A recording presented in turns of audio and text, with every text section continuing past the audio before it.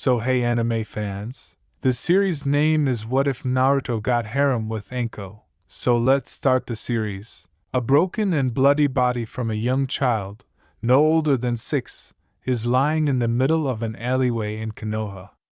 The child was cornered and captured by a shinobi from the village, who turned and attacked a member of this proud community. The child's arms, legs, mouth, and chest are all covered in deep gashes or stab marks. The small child looked up, disregarding the excruciating pain that told him to remain where he was, thinking, "They keep getting worse." The youngster was 3 feet 7 inches and slowly rising to his feet.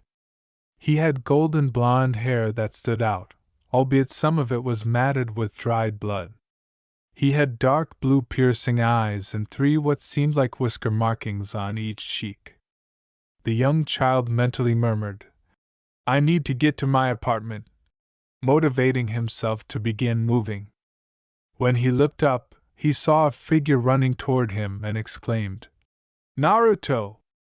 With his last remaining strength, Naruto looked up and smiled slightly, realizing that the voice was that of one of his Anbu protectors, who was also his friend.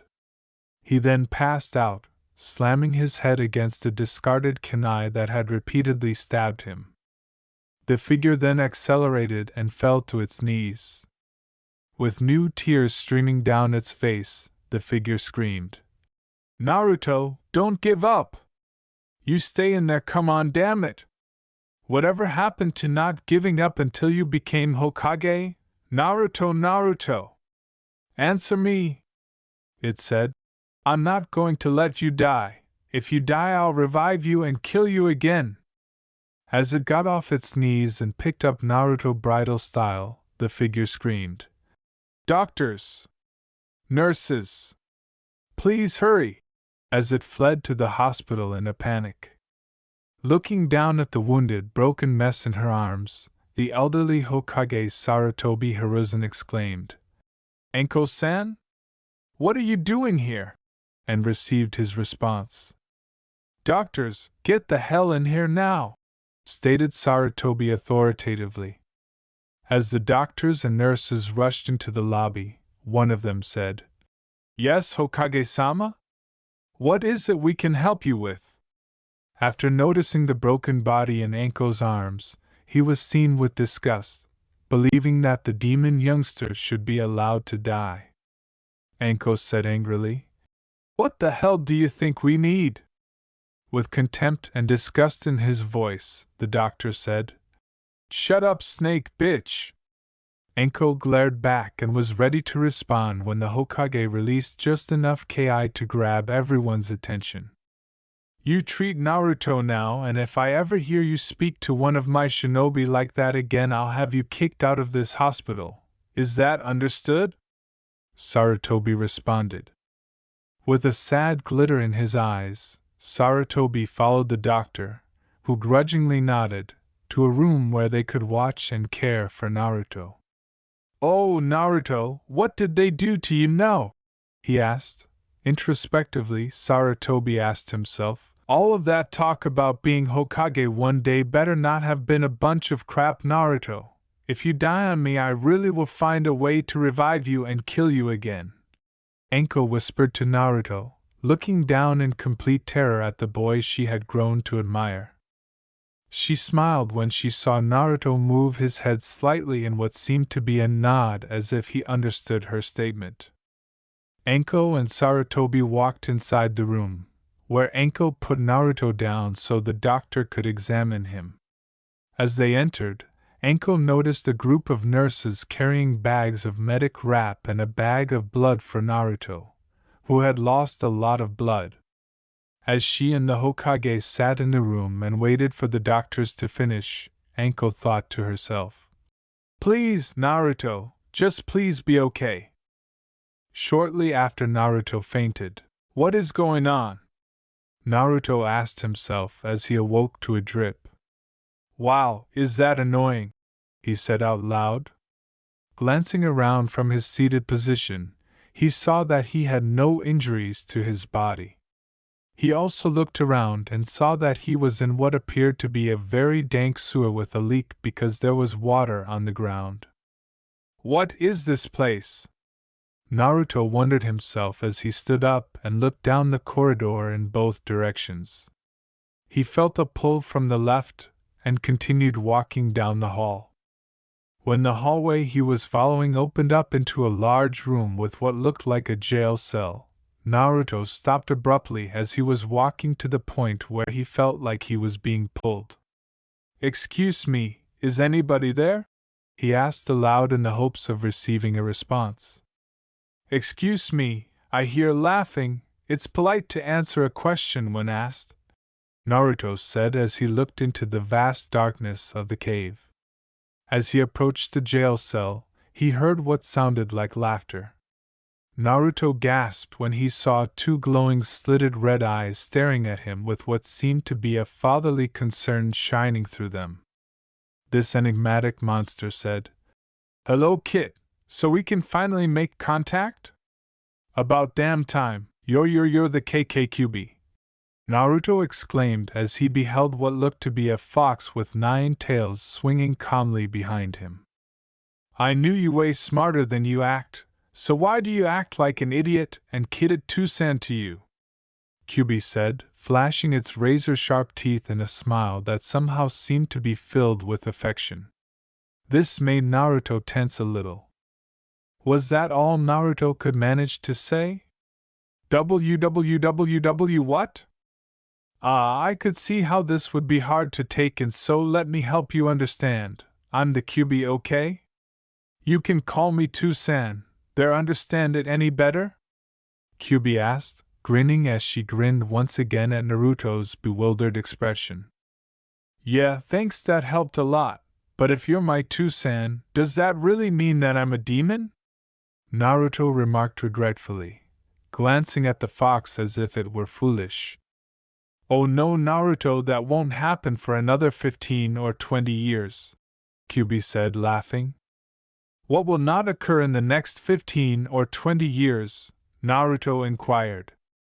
"Alright, Naruto, I'm going to stop messing around and tell you most of what I know. First off, I'm the Kyubi and you are my adopted son. Secondly, I am sealed inside of you. That is why the villagers torment you. Any question, as I'm guessing you have a lot," replied the Kyubi. "Yes, Tucson, why did you adopt me and why are you sealed with me?" Naruto shook his head. Naruto inquired inquisitively. "Well, Naruto, that goes back to your mother. You see, I was sealed within your mother many years ago. She and I actually became very good friends. I taught her a lot of what she knew about being a ninja. I told her of my mate and Kit that were waiting for me to return to them, and after many years she released me from her seal. I couldn't believe it and thanked her, vowing I would do anything to repay her. Your mother, Kushina Uzumaki, wanted me to look after you if anything ever happened to her or your father. I made a blood pledge that I would look after you when you needed me. After saying goodbye to your mother, I went to find my mate and Kit. I found blood stains and the scent of tainted snake. This scent belongs to one of Konoha's ninja from many years ago.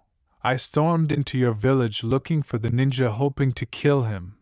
But your village's shinobi saw me as a threat and attacked me.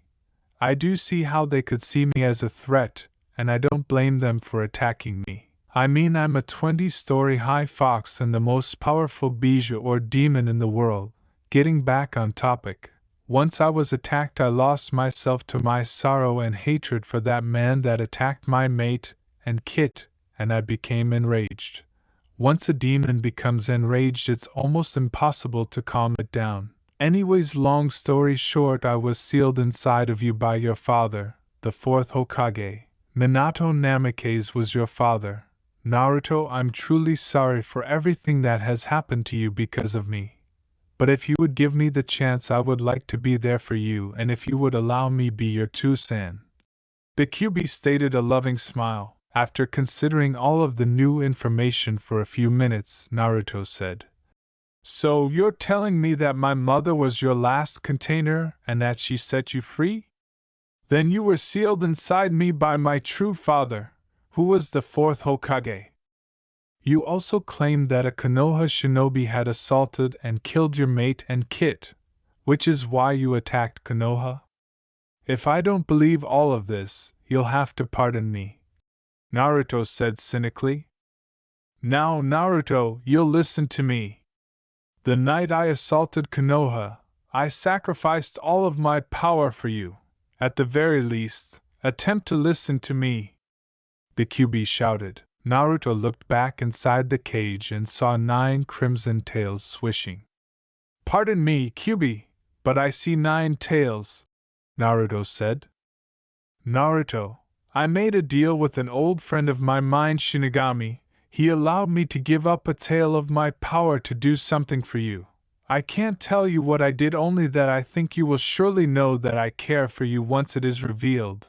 As for the reason I have 9 tails again is simple. I have been working my ass off for the past 5 years, 11 months and 12 days, Kyuubi said in a huff.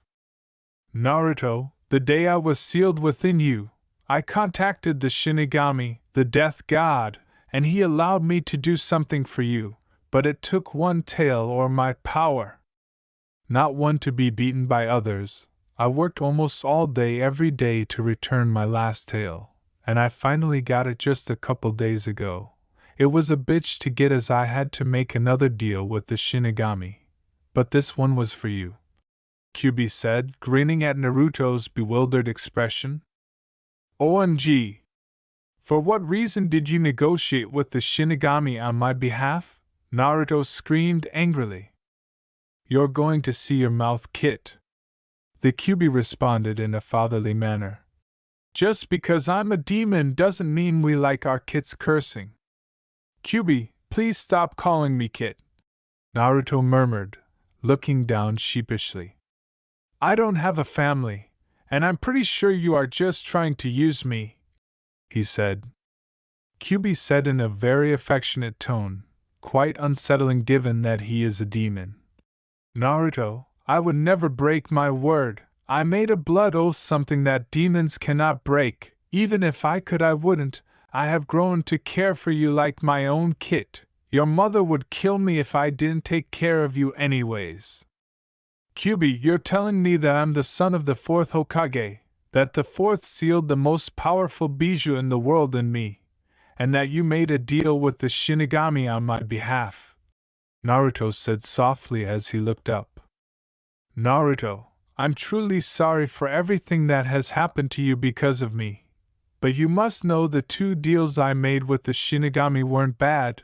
They actually, I think, will make you quite happy. The first was something that cannot be revealed yet. The second, well, you will see right about now, the Kyuubi replied with a broad grin. After a moment of bewilderment, Naruto turned to see Kyuubi watching something behind him. The Shinigami caught his attention, and Naruto said, Shinigami? Naruto questioned incredulously. With a nod, the Shinigami grabbed for the dagger in his mouth. Then, removing it, he reached up to the back of his head and pulled it down, removing his face. Wow, it's so nice to be free of that mask. With his arms extended in anticipation of an embrace, the Shinigami remarked, Now come on, Naruto, give your Ajisen a hug. Hisoka-san, Naruto doesn't believe that I wish to take him in as my son and that I'm truly sorry for everything I have done, the Kyuubi said out loud, drawing attention to himself as Naruto stared in shock at the man who stood there. He had long white hair that was tied in a ponytail to the middle of his back and had a wiry, athletic build. Otudo, I'm disappointed. I thought that you would of all people had him convinced that you truly care for him, Hisoka said, his disappointment evident in his voice as he glanced at Kyuubi after turning to face Naruto. Sorry, Niken, but I'm not going to use my manipulative skills to make Naruto believe me, Kyuubi said, looking down with a sorrowful nod. If he wants to, I'm fine with that and will gladly take him in as my kid. But if he doesn't want me to, it would make me very sad. But I would still train him as I promised my one and only human friend that I would, Kyuubi said, regretfully recalling the night he attacked the village. Okay, what the hell is going on? Naruto cried, glancing at Kyuubi and the Shinigami. You will not speak like that in my presence, Kyuubi and Hisoka said, glancing at Naruto. Can you comprehend me? Kyuubi and Hisoka shouted. All right, Otuto, have you told him about his? Hisoka stopped Naruto, who appeared to have received a reprimand from his parents. Keep calm, Niken. As we decided, he must not find out until he gets to Genin. The Kyuubi interrupted. All right, Kyuubi, tell me about the agreement you reached with the Shinigami. Hisoka said with a nod of comprehension. Naruto inquired. Naruto, you should show your Toussaint and Ajisen some respect.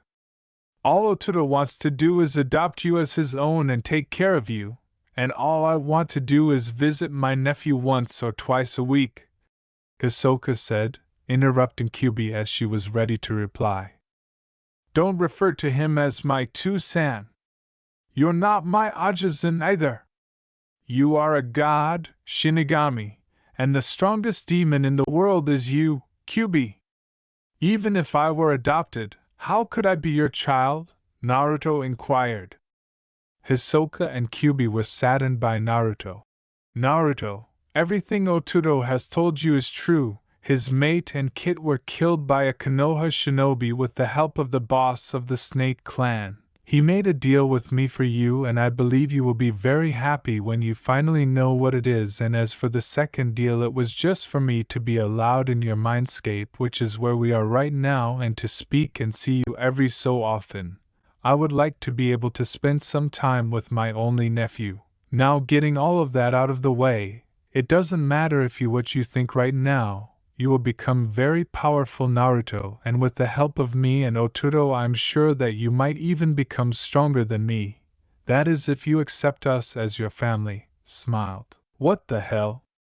I don't know how this could get any crazier, thought Naruto, surprised that the death god was now truly supporting the Kyuubi's story and that Shinigami was genuinely interested in becoming his family. Pardon me, Shinigami. But why do you refer to him as Otuto? You can't really be connected, can you? And how would I ever be able to defeat a death god? Naruto inquired inquisitively. Smiled. Well, Naruto, Niken and I are related, the other tailed beasts, I, and Hisoka are all related. In fact, Hisoka is the oldest, I the second. The most powerful is always eldest, as he has had more time to increase his power. Though Hisoka over there is the only one to have become a god, it is only giving to those that truly have something that will help the world. This is off topic, but I must say, Naruto, you are taking all of this info way better than I expected, and as for your last question, I'll explain that a little later.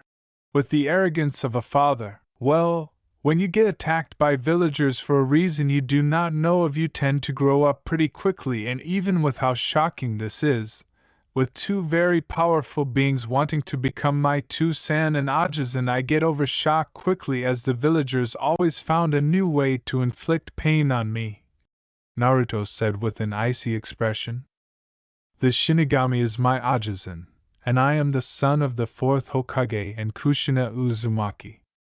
I have the strongest demon inside of me that loves me and wants to adopt me as their own, Kyuubi and Hisoka said with sorrowful smiles.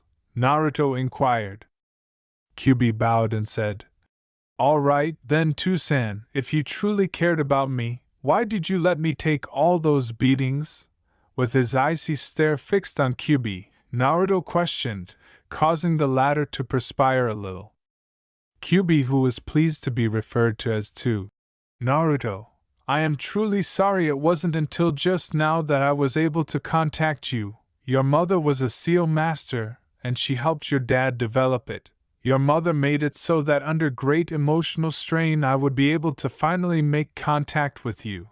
I'm sorry I couldn't do it sooner, but no matter how hard I tried, I just couldn't get through, replied Kyuubi sorrowfully. All right, Toussaint, I believe you.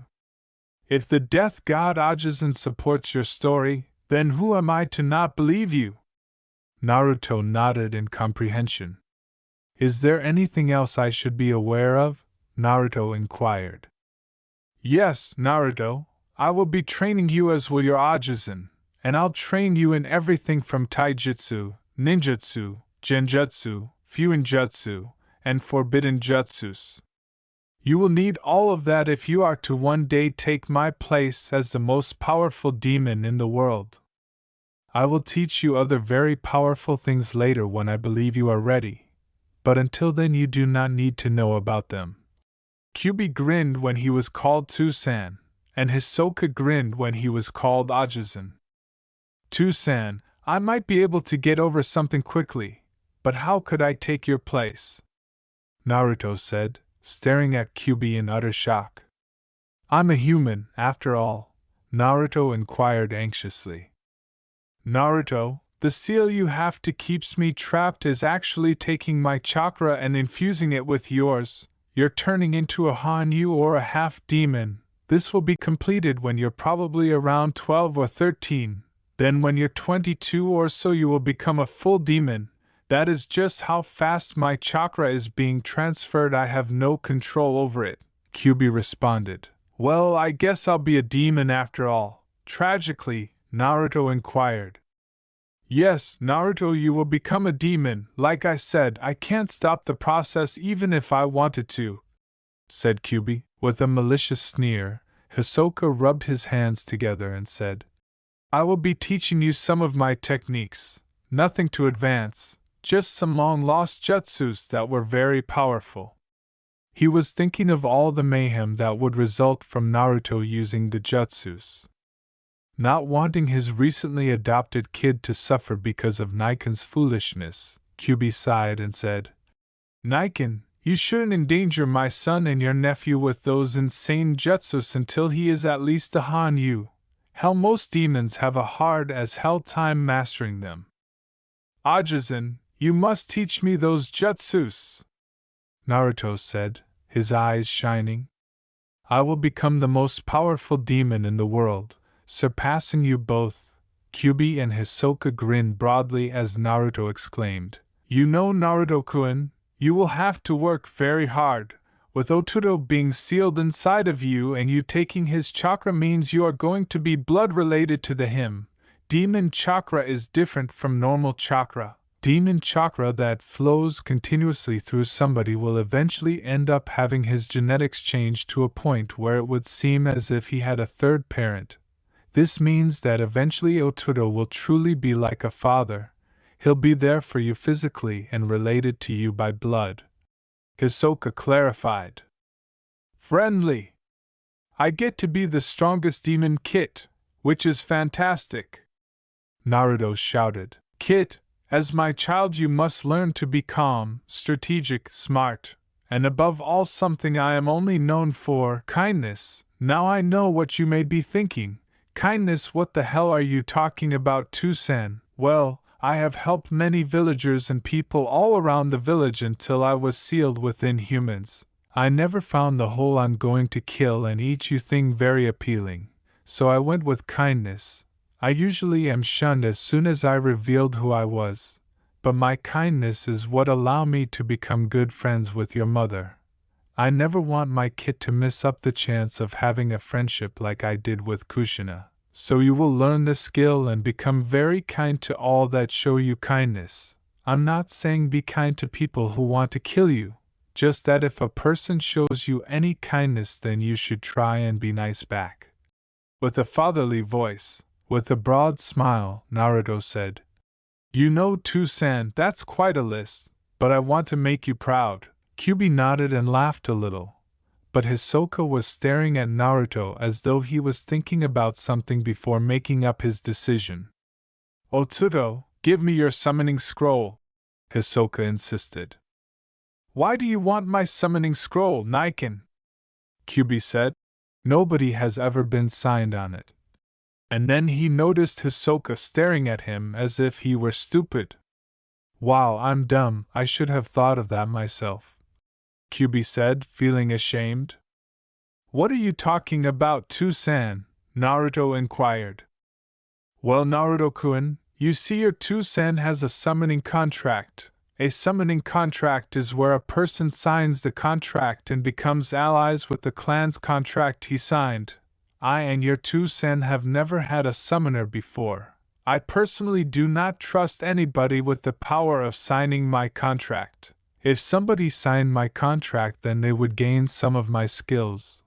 Like they would be able to seal souls into scrolls and give them to me for, let's say, a resurrection of somebody, or maybe the person would get enough souls to ask for a weapon that shouldn't be given to any human unless I completely trust them, and let's just say that I don't trust too many humans, none to be exact.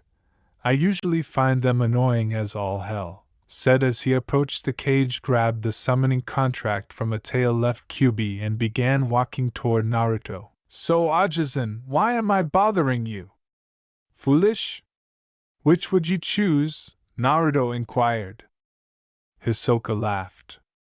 Actually, Naruto-kun, you are the only human other than your mother that I respect. Your mother had a very hard life. Her village was destroyed, her clan all but massacred, and yet she moved on to become a very respected and feared shinobi.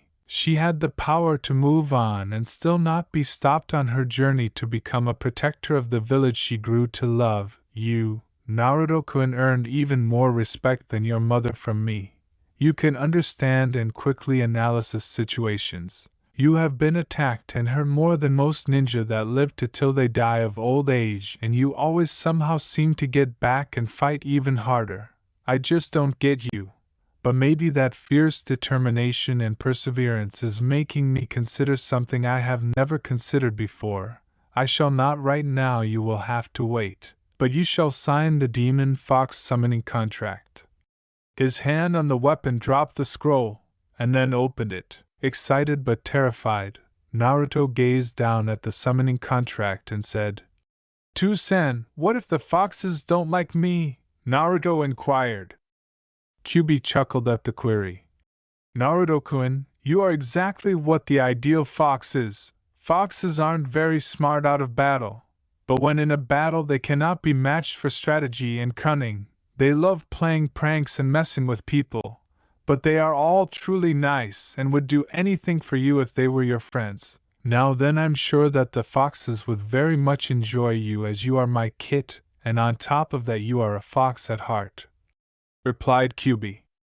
With a bewildered expression, Naruto said, "Two-sen, I thought you were the only fox demon."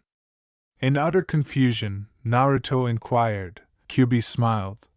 "Well, Naruto-kun, not many people know that all of the tailed beasts are actually the boss of their respective races.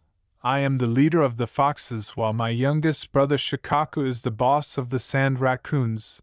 We all are the most powerful of our races, and we are the leaders. Only we are allowed to leave, which ended up with us being sealed as we became too lenient and relaxed when around humans." Kyuubi laughed. "You're saying that every head demon has a community, then?" Naruto inquired. Kyuubi chuckled. "No, kid. Each demon race has space much like the elemental nations, with the villages being split up into the specific types of each race. For example, I am a mix of a fire and wind kitsune, or fox as the humans call us. My mix is by far the most powerful combination, coming as my elements complement each other. Now I do not know what kind you shall be, but since you are to be my son, I can only guess you will have fire and wind also. Enough of that, though. I would you to become the first ever summoner of the Demon Fox clan," Kyuubi said with pride. With a broad smile, Naruto said, "Two-san, I will make you proud." Naruto shouted, "Kit, I have no doubt of that," Kyuubi thought when he grinned. "All right, Naruto-kun, bite your thumb and write your name on the scroll, then rub blood over each finger and place them on this box below where you signed your name," Hisoka ordered. A thought suddenly occurred to Naruto as he was about to write his name after biting his thumb and drawing blood. "Hey Two-san, what is your last?" "I would like to sign using my entire name," Naruto said, grinning. "Naruto-kun, my full name is Kyuubi no Kitsune. My race was named after my name Kitsune, and they address me by my last name as it shows they have respect, Kyubi said, making his Ajisen and Tusan grin. After finishing his name and his hand or fingerprint, Naruto grinned and continued to work. He then picked up the scroll and turned to face Tusan, and Kyubi read it out loud. Naruto Uzumaki Namake's Kyubi. All right, Naruto-kun, you've been out for a few days and will eventually learn the summoning jutsu. I wish you luck and ask that you keep all of this to yourself. Do you understand? Hisoka inquired. Tusan Ajisen, will I see you again? Naruto nodded before vanishing against his will. Naruto inquired. Naruto, now that we have talked for the first time, I will be able to speak with you whenever I like, or you can talk to me whenever you like. The same goes for Niken over there, Kyubi said. Before Naruto's shocked eyes, a man who was 6 feet 4 inches with red-crimson hair similar to Hisoka's stood in front of him. He had a warm smile on his face, 9 crimson tails swaying behind him, and he gave the death god a hug that startled Hisoka, but he quickly returned it. Naruto then ran through the prison and hugged one of his Tusan's legs, making Kyubi smile warmly as he started to change. As he vanished, Naruto reflected. So this is what having a Tusan is like. I like it, I feel protected. 2 days after Naruto entered his mindscape, he went to the hospital. Naruto grunted as he attempted to raise himself, not from pain, but from something warm and a little heavier than himself. Looking down, he saw a girl who appeared to be around 12 or 13 years old, with purple hair styled in a pineapple pattern, a brown/tan trench coat with a mesh shirt underneath, and a short skirt. Her face most captivated Naruto. So lovely, Naruto thought. Hey kid, stop drooling, you're only 5 turning 6 in under a month. I don't want to have to give you the fox and the flame talk, Kyubi said. Startled, Naruto said, Tusan? I don't know how to put it, but I can smell way better than a normal human should be able to.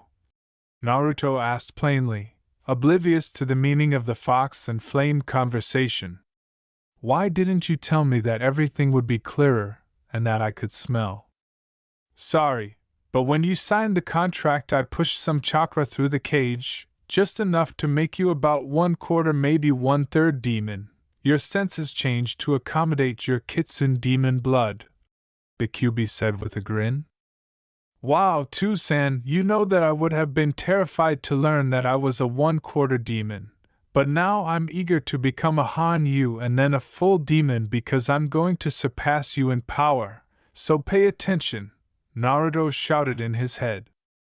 Having sensed Naruto's senses ever since he made contact with him, the Kyubi smirked and was about to respond when he felt Naruto take a severe blow. When Naruto felt a fist strike the back of his head, he was startled out of his reverie. Naruto-kun, I swear that if I ever find you like that again I will personally kill you. Naruto was thinking about this incredibly lovely female lying next to him with her legs wrapped around him. You get it? This unidentified mystery woman inquired. Then he realized.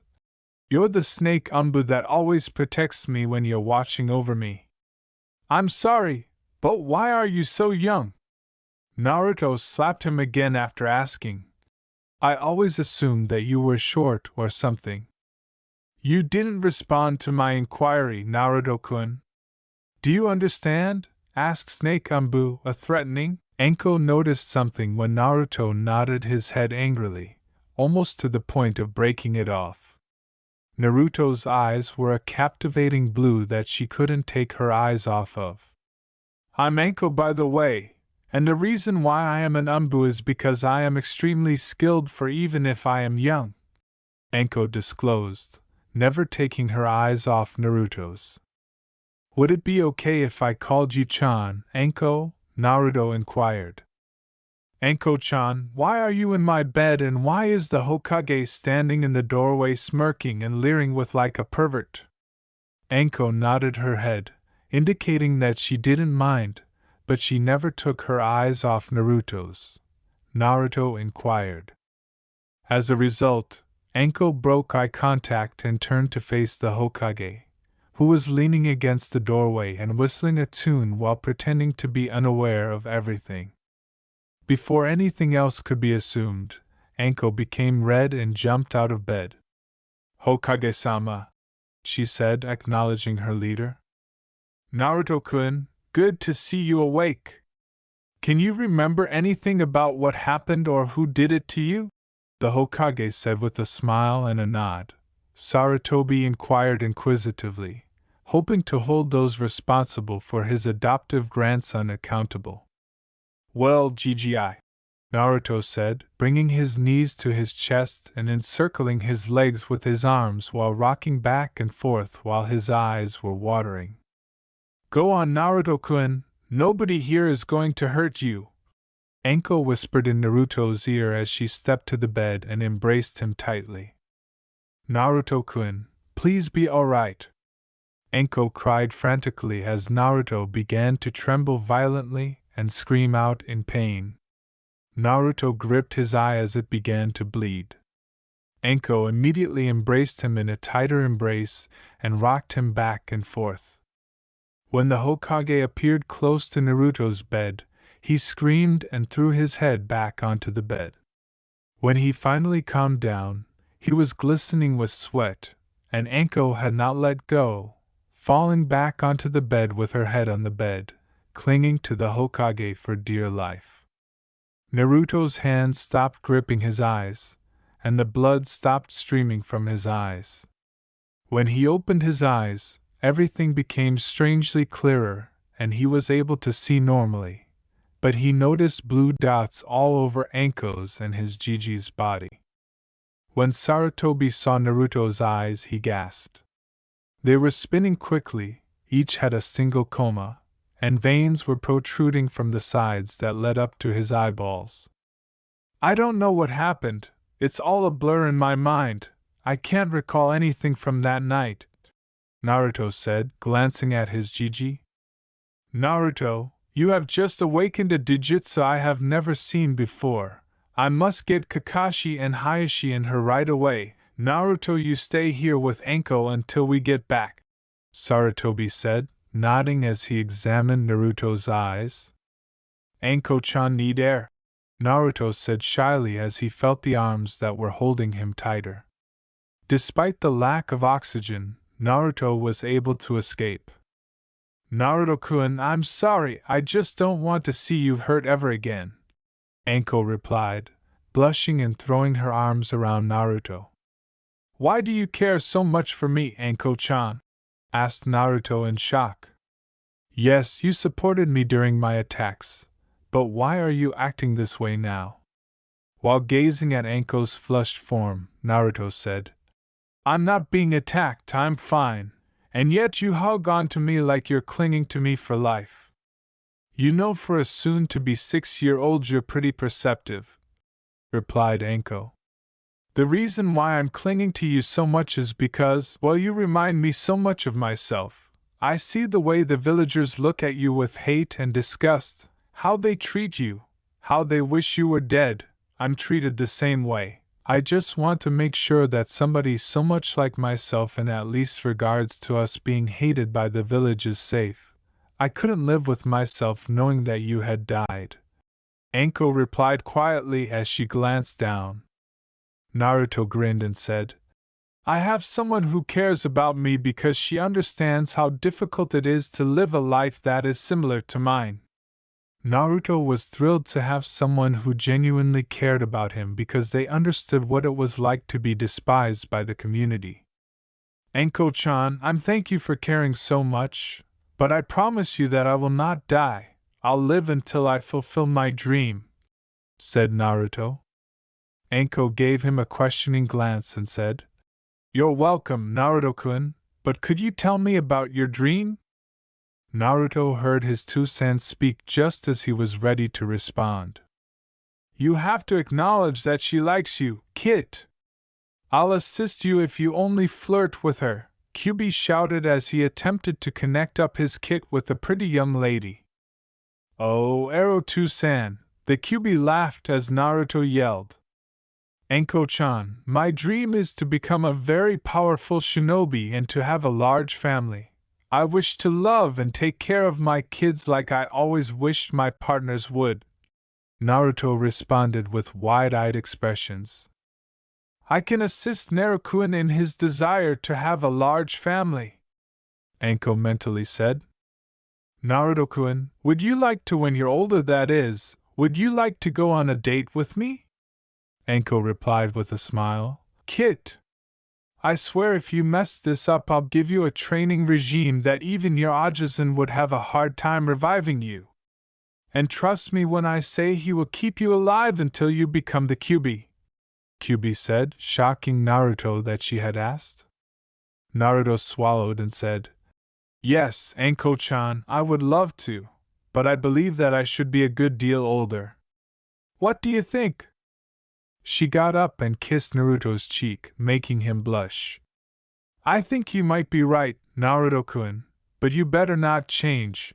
When you get older I expect the cute, lovable, energetic blonde that I have grown to care for, Anko said with a smile, and she grinned as she walked out of the room.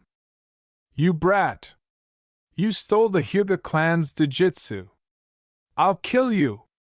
Naruto grinned as he watched her go, then scowled when he saw someone he detested with all his heart barge into the room and point accusingly at him. As he hurled himself toward Naruto, Hayashi yelled.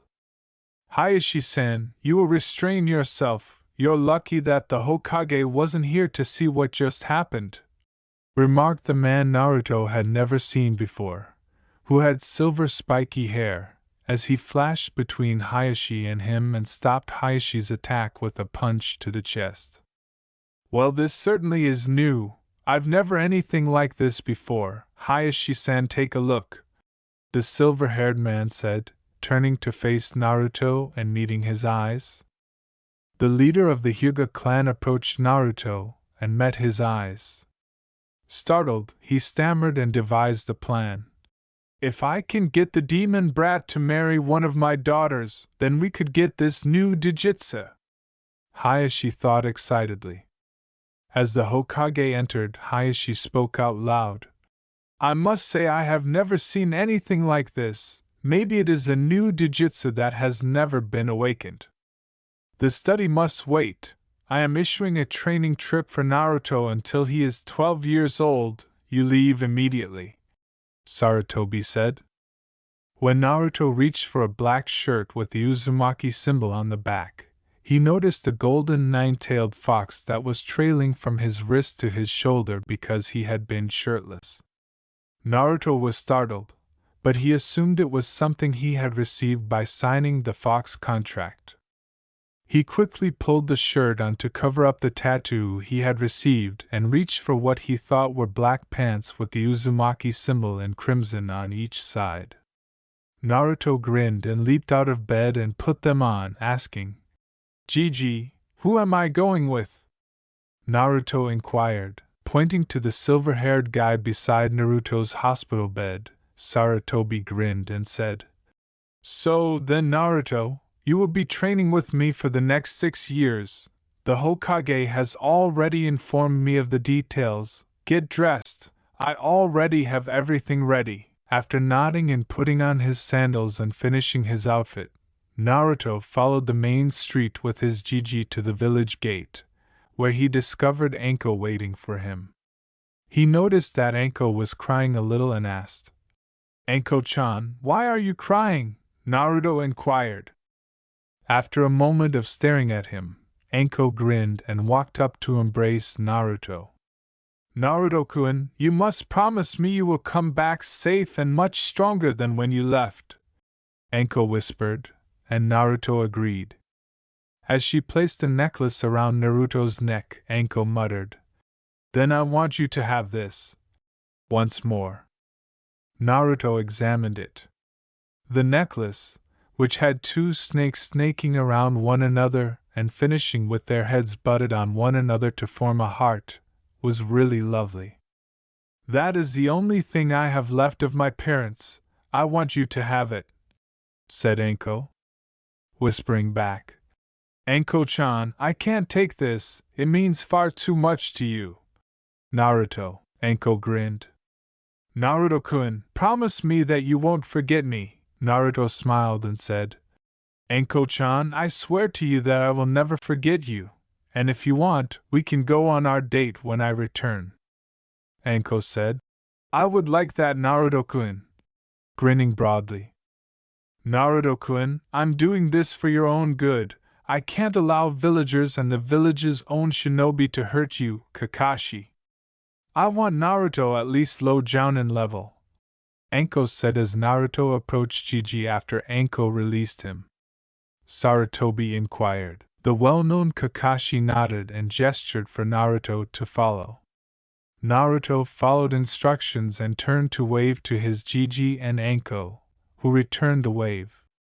Naruto was disappointed that he had to depart just as things were beginning to improve. With hardly restrained joy, Kyuubi said, Kit, I want you to try and take the chakra from your eyes out. I'll explain what your eyes exactly are later. Naruto nodded and concentrated, attempting to gradually remove the chakra from his eyes. After removing all of the chakra, he saw that they had been traveling for roughly 20 minutes.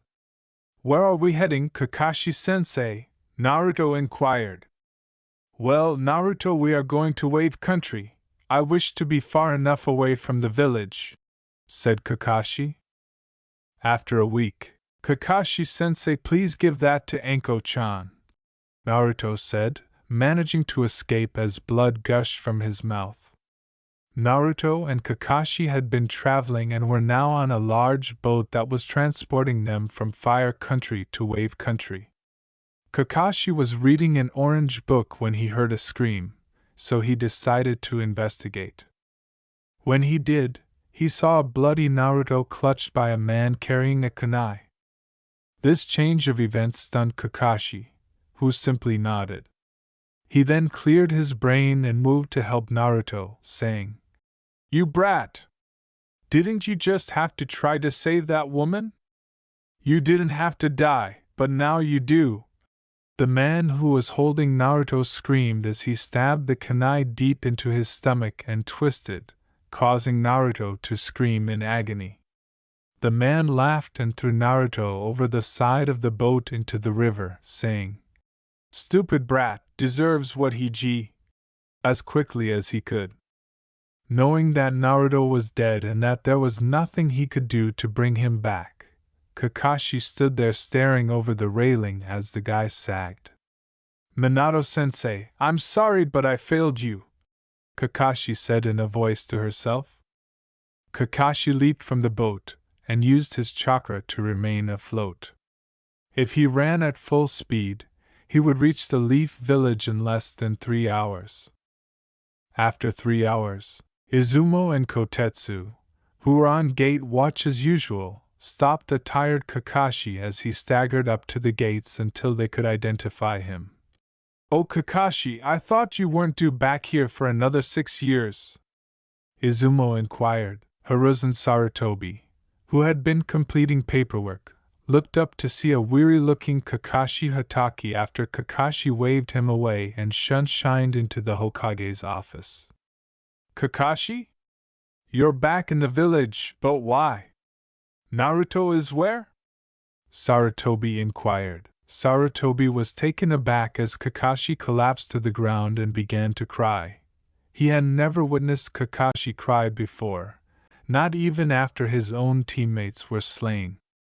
Kakashi, what is wrong? Sarutobi inquired. Naruto is dead. Kakashi let out a wail and buried his head in the dirt, apologizing to the fourth Hokage in a whisper. Hearing those comments, Sarutobi was horrified, asking, What the hell happened?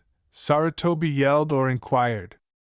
When the window was opened, Sarutobi could already hear exclamations of happiness.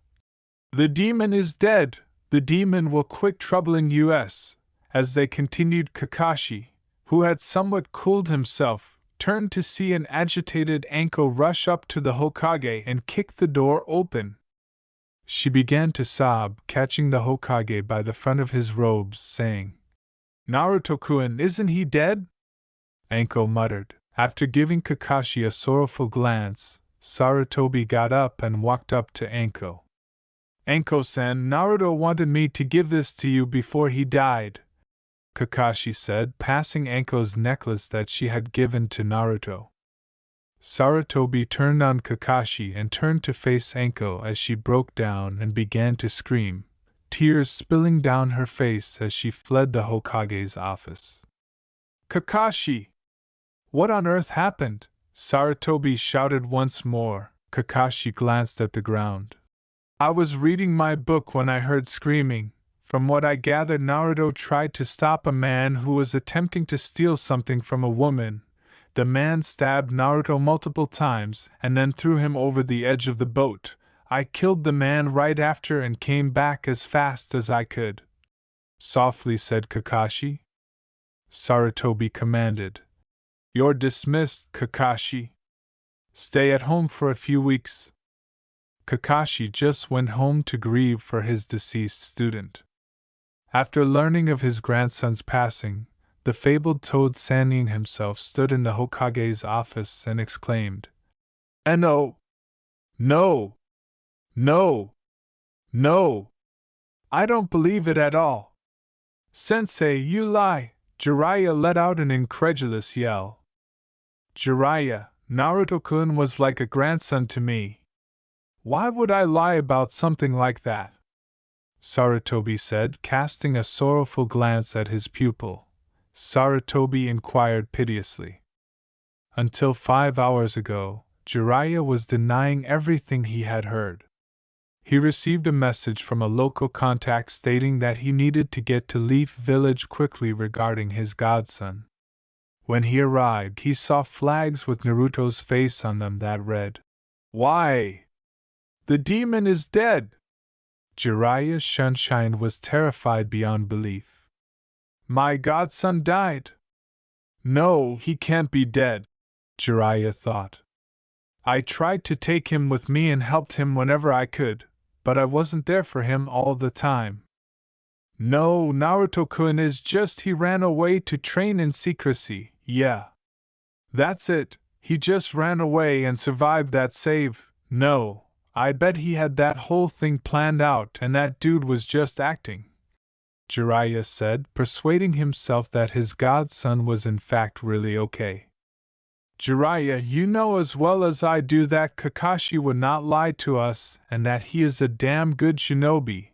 If he says Naruto-kun is dead, then he must,' Sarutobi said, watching Jiraiya with wide eyes as if he were insane.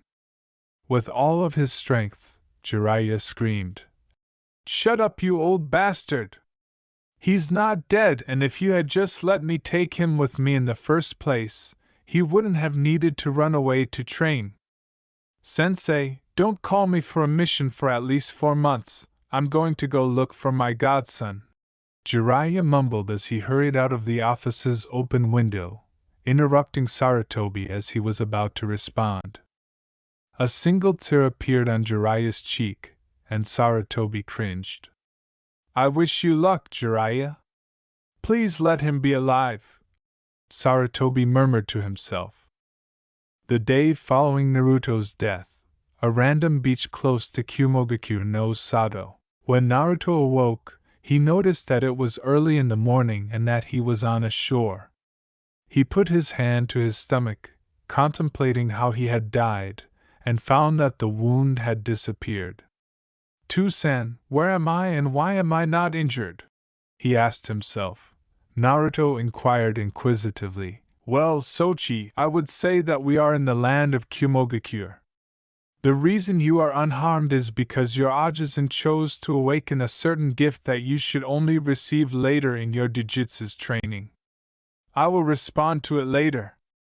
Before Kyubi's words registered, Naruto took a moment to survey his surroundings. 'What? How can Ajisen even do that? He wondered. Sochi, your Ajisen is a god. He can quite honestly do anything he wants, though this is the first time he has done anything for a human. Although you are his nephew, so I would assume he loves you, and that being the reason. Kyubi responded to the inquiries once again. Naruto said to no one in particular. Wow, I'm so lucky, I have the love of my Tusan, the most powerful demon in the world, and of my Ajisen, the death god. Susu-Tusan, what's this gift that he awakened for me, and what is my Dijitsu called? Oh, and what exactly does my Dijitsu do? Naruto was overjoyed. Sochi, didn't I just tell you that I would tell you later? Here I swear to you on my blood that I will reveal everything that I know about your Dijitsu. But first you need to go where you feel demonic chakra and talk to the person in which you feel is releasing it. Kyubi said to his son, smiling as he was about to respond when he felt a very familiar chakra, more specifically a demonic chakra close by. Alright, Tusan, but how do I feel for demonic chakra? Is it that very heavy, almost evil chakra? Naruto inquired. Yes, it is, Sochi, and go hurry, find the person who is releasing it and speak with him, instructed Kyubi. After nodding, Naruto left the bank he was lying on and ran toward the source of the demonic chakra. He soon discovered a lone man, who was tanned and had braided, nearly white hair. He was wearing a strange, white sleeveless shirt with red accents on the sides, and he had numerous swords on his back. His physique intimidated Naruto somewhat. Excuse me, may I speak with you? Naruto said, cautiously approaching the man. He turned around on guard, prepared for any attack, even in his own country. When he noticed that the youngster had blonde hair, he relaxed a bit. Yo, little boy, you remind of this girl that I know, expect your boy, yo. He rapped shoddily, without rhythm and beat. Thanks? I have a question for you though, why are you leaking demonic chakra? Naruto said, rubbing the back of his head shyly. When the man suddenly tensed up and pulled out a sword, Hachibi said, wait. This boy, there's something very familiar about him. As he stared at the young child. Then the demonic chakra struck him with whisker marks, which he recognized. Oh shit, run B! Run for your goddamn life! This boy is not who he appears to be! Hachibi screamed with all his strength as he ran around in his cage. Boy, how do I'm leaking demon chakra? B inquired, a little surprised by his friend's behavior but also intrigued by him. He told me to find you and speak with you because of my bijou, but for some reason I don't know, I can feel you have a lot of demonic chakra, Naruto said with a bright smile. Ha ha! This is so worth explaining everything I can to Naruto about Dokujime. I think it means original eye. Kyubi said, laughing so hard that tears were streaming from his eyes. In B's head, Hachibi was yelling. B! We're screwed! We're all dead if he's the kid of who I believe him to be. We can't defeat him, so run for the hills. Hachibi let out a crazed scream. Boy, what the hell are you talking about, and who is your bijou? B was now becoming frightened. It's really difficult for me to accept that you possess a bijou, B inquired. Sir, how haven't you felt my demonic chakra yet, and my bijou is the most powerful bijou in the entire world? Naruto said with a foxy smirk. B was now scared out, not because of this kid, well, maybe a little bit, but largely because his friend was yelling at him to fucking run and not turn around, and B was going to follow his instructions without question. Okay, kid. My Otudo seems to be really freaking out, and I would like it if you could calm him down a little, so tell him to stop acting crazy, Ha ha ha, and that you just wish to go to Kumo for training and to make friends. Ha ha ha ha, he is such an idiot, Kyubi said while continuing to giggle at his brother. Hachibi should calm down, Kyubi says, because he would like to go to Kumo and not be stuck here. I just want to get some training. Naruto grinned broadly at the idea of receiving training, saying that all training is beneficial. Thank God he isn't going to kill us, Hachibi said, realizing how foolish Maiken was to do so. I thought for sure that he was going to hurt me since the last I saw him. I released pheromones and made his last container and her boyfriend finally just get it over with and seal the deal, Hachibi said. Be questioned. Why the hell did you do that? Using a tentacle to sheepishly rub the back of his head, Hachibi said. Well, they loved each other. But since he had become the fourth Hokage of Konohagakure no Sato and they weren't going to get married, so I said screw and released pheromones when we were near them at the Kage Summit 5 or 6 years ago. Why in hell would you do that? What if the fourth hangman was discovered? He might have killed us. B questioned the sanity of his buddies. With a shrug, Hachibi said, I don't know. I was tired of them skirting the issue and not getting married. B was shocked to learn that his baka of a Bija had chosen to emit pheromones aimed at the yondaime of Konoha. B said, Hey, what's your name? Can I tell him my full name too, San? Naruto questioned, his eyes brightening. Kyubi reflected on it and didn't notice any damage. Kinda, just leave out Kyubi. We don't need anybody knowing you are my son yet. Kid, you can tell him, but only because I know Hachibi won't allow him to do anything to you because who wouldn't want to hurt me? You must always ask or feel like you can trust a person with anything before you tell them you're a Namikaze. Do you understand me? Kyubi inquired. Naruto sighed in response. Yes, wait, but I want to use your name too, but Sen I understand. After responding to B's query, Naruto said, Well, my name is Naruto Uzumaki Namikaze. May I know your name? This is the yondaime's son? B said, stunned and still. Yes, my name is Killer B, B thought to himself. But you can just call me B, B said, grinning.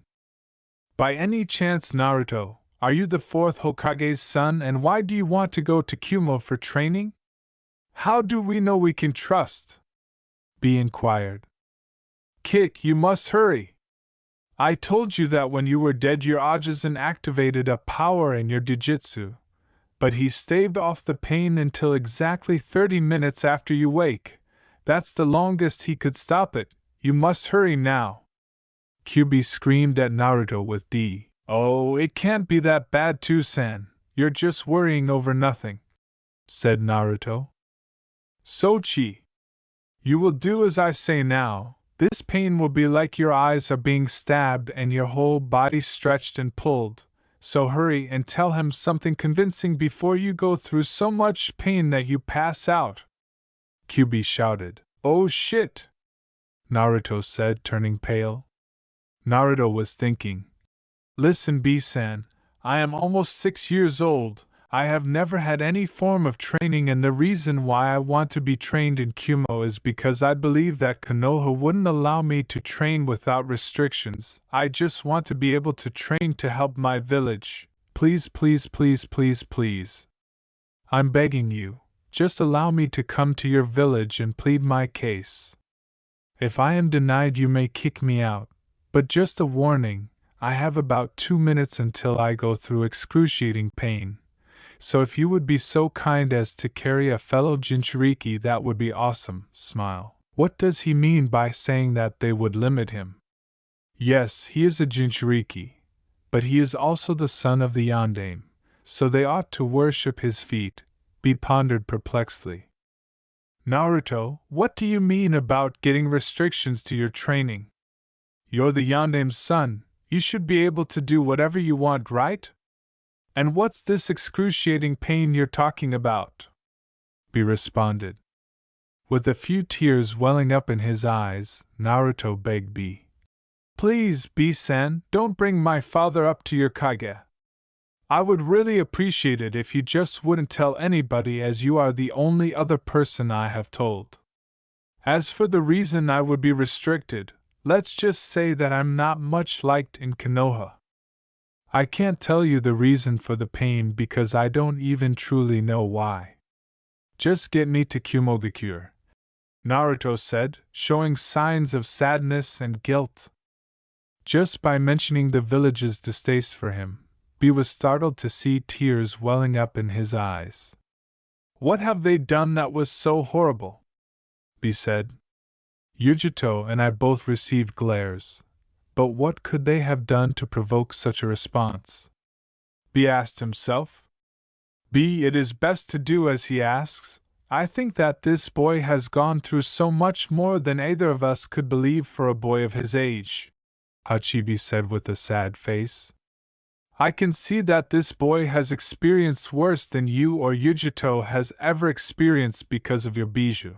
B nodded and walked up to Naruto, who was just about to console the boy when he roared in agony.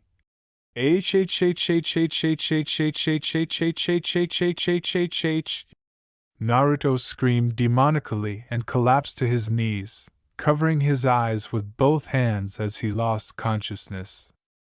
For a brief moment, B was shocked to see Naruto's eyes.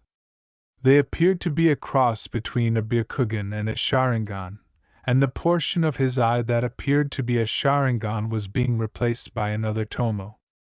He has the rarest Dijitsu in the world, even less activated than the Rinnegan and more powerful too, Hachibi demanded, initially unsure of what to say. I can't believe after all of these years that it has been activated, and by such a young boy, Hachibi whispered to himself in complete disbelief.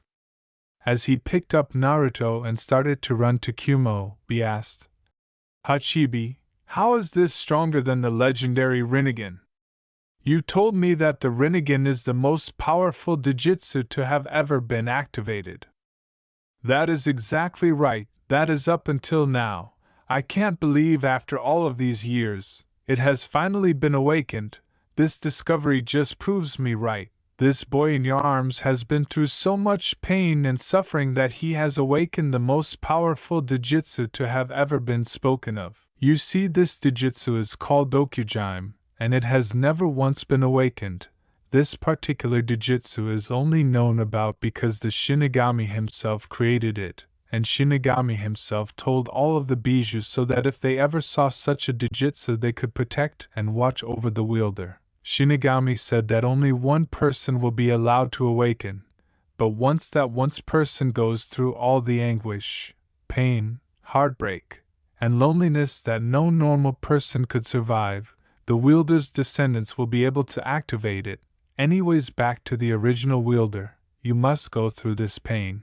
Along with almost dying multiple times, you must rise through the pain, through the torture that ensues your life and find something to live for, something to be strong for. I do not know this child personally, but I can tell that he is far stronger than any normal man should be. I have told you of how all of the bijou and the Shinigami are related. Well, this is a little off topic, but Shinigami Niken is quite fucked, as you can see, for the requirements of obtaining this Dijitsu. Now back to what I was saying.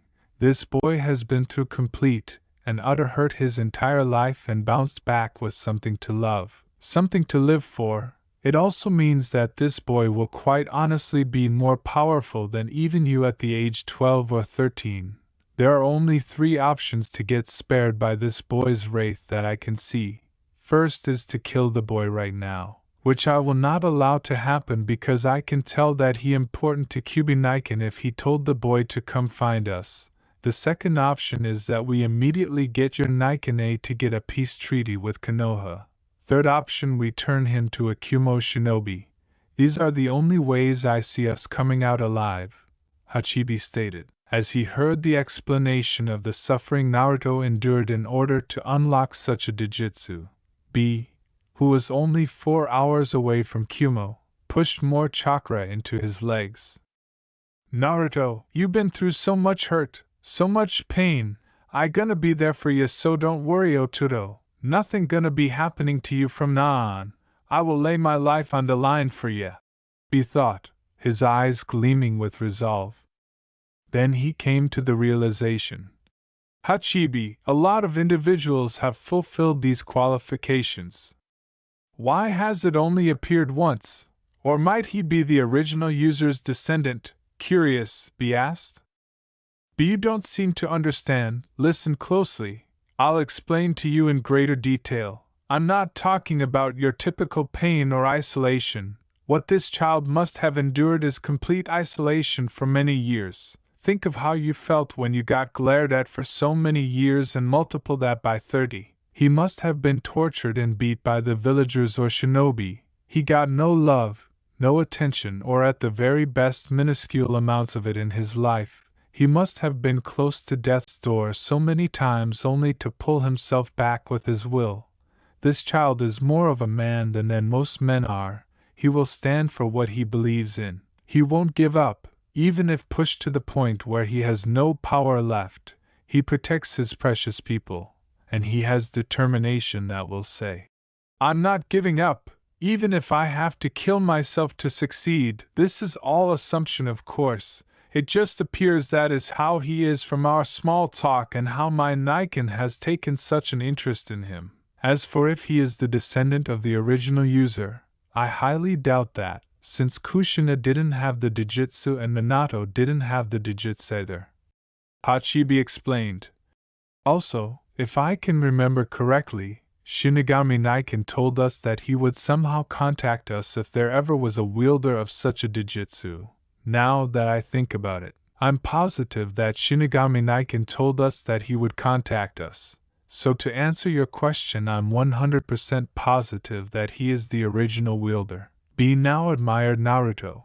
Anyone who could endure such harsh circumstances and then only want to train and defend his village was okay with him. It demonstrated devotion and love for something he cared about, which was difficult to find in such ninja. Most only cared about money and strength, not about their village. With a smile on his face, pleased that he would be able to assist a fellow Jinchuriki, he raced toward Kumo at full speed. After 2 hours, B, you must slow down, they're going to think that you're going to launch an attack against the village. Hachibi begged B, who was racing for the gates with no intention of slowing down. As he reduced his pace to a jog, B rapped. Fine, you're right, he be scaring me with cries of pain, but you are tight, so you are right. As Hachibi's perspiration fell. Go get the rakeage. He told that he wanted to speak to his brother as soon as he comes back, and I sense he's nearing the village with another massive chakra signature. Said a Chunin to his fellow gate watcher, one of the guards who was a censor and could sense B's familiar voice. With a nod, the Chunin departed for the Hokage's tower. The office of rakeage, the man who said, All right, Yujito, explain yourself, was nearly identical to B except that he was wearing Kage robes. The rakeage was reprimanding a little girl of 8 years old with long, straight blonde hair and nearly slitted black eyes. Yujito, what have I told you about taking it upon yourself to deliver justice to the villagers? Come to me if they name you a devil and sneer at you. Does that make sense? Rakeage inquired. Hi, I'm sorry, Tusan. I was just so sick and tired of the villagers looking at me as if I was a disease, Yujito said sadly as she looked up into the rakeage's stern gaze after staring at the ground where she stood, as if the most fascinating thing was happening there. The rakeage softened his harsh glare and said, Yujito-chan, come to me if you feel like others are staring at you that way. I'm your Tusan. And I'll be damned if some peasants believe they can treat my daughter that way and get away with it. Yujito looked up and grinned as the rakeage shouted the conclusion of his brief statement. A Chunin rushed into the office without knocking, ruining the pleasant moment between father and daughter. Yujuto raced to her Tusan and gave him a hug, which Reikage returned. The Chunin said in terror, "Reikage-sama, your brother B is coming back to the village," as he noticed the Reikage staring at him with daggers. "Well, Yujuto-chan, it looks like our brief encounter was cut short. I'll see you back home when I finish speaking with Ajisen B, okay?" Reikage inquired. Yujuto nodded before leaving for her house, which was coincidentally the Reikage's mansion. "Thank you, you can leave now and go back to your duties," the Reikage said as he turned to face the Chunin, and walked out of his office and toward the front gates. The front gates. "It's nice to see you again, Aodato. If I may ask, who the hell is that boy in your arms?" The Reikage had just arrived at the gates when he saw a jogging bee halt with a small blond boy in his arms. The Reikage inquired, nodded as B smiled and said, "Well, this is Naruto, and let's go to your office for further discussion," in a serious tone. The Reikage thought to himself, "Oh no, B is never serious. I wonder what happened." The Reikage and B both shunned the Hokage's office. The office of Reikage. When B and the Reikage arrived at the Hokage's office, the Reikage sat down at his desk and B positioned Naruto on a couch directly behind his desk. "Okay, B, first tell me who the kid is and then report to me on your mission," the Reikage said as B circled the desk again and sat down in one of the seats in front of his desk. "Naiken, the kid is Naruto Uzumaki and he asked me to take him to Kumo for shinobi training," B said, grinning and nodding at the child who was at last sleeping soundly, or at least it appeared to be. "Ha ha ha ha ha, man, that was a good one, B. I didn't know you were so funny," A said, still laughing, after glancing at B, then back at the boy, then back at B, and finally back at the kid. "Naiken, I think we should train the boy. If we do not, I believe he could become a huge threat to us if he didn't have any friends or ties here," B said solemnly after maintaining a serious expression. Suddenly, A stopped laughing and looked closely at B. "Did you get hit in the head on your last mission? In addition, if we train him, he would become a Kumo shinobi, and if he doesn't want to, we could kill him. If he is going to be as strong as you believe he will be, then I believe we should just train and force him to become a Kumo shinobi," Ace said gravely.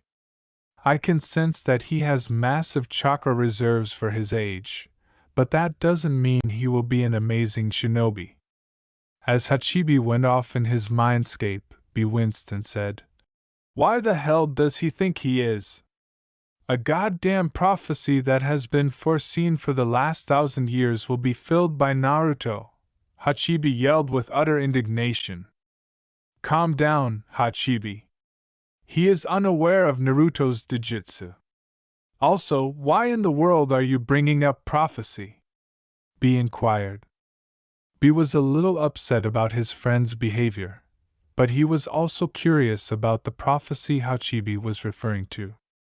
"Naiken, Naruto, the boy we are talking about, has an extremely powerful Dijutsu that has never been activated before," B said, but A interrupted him before he could say anything more.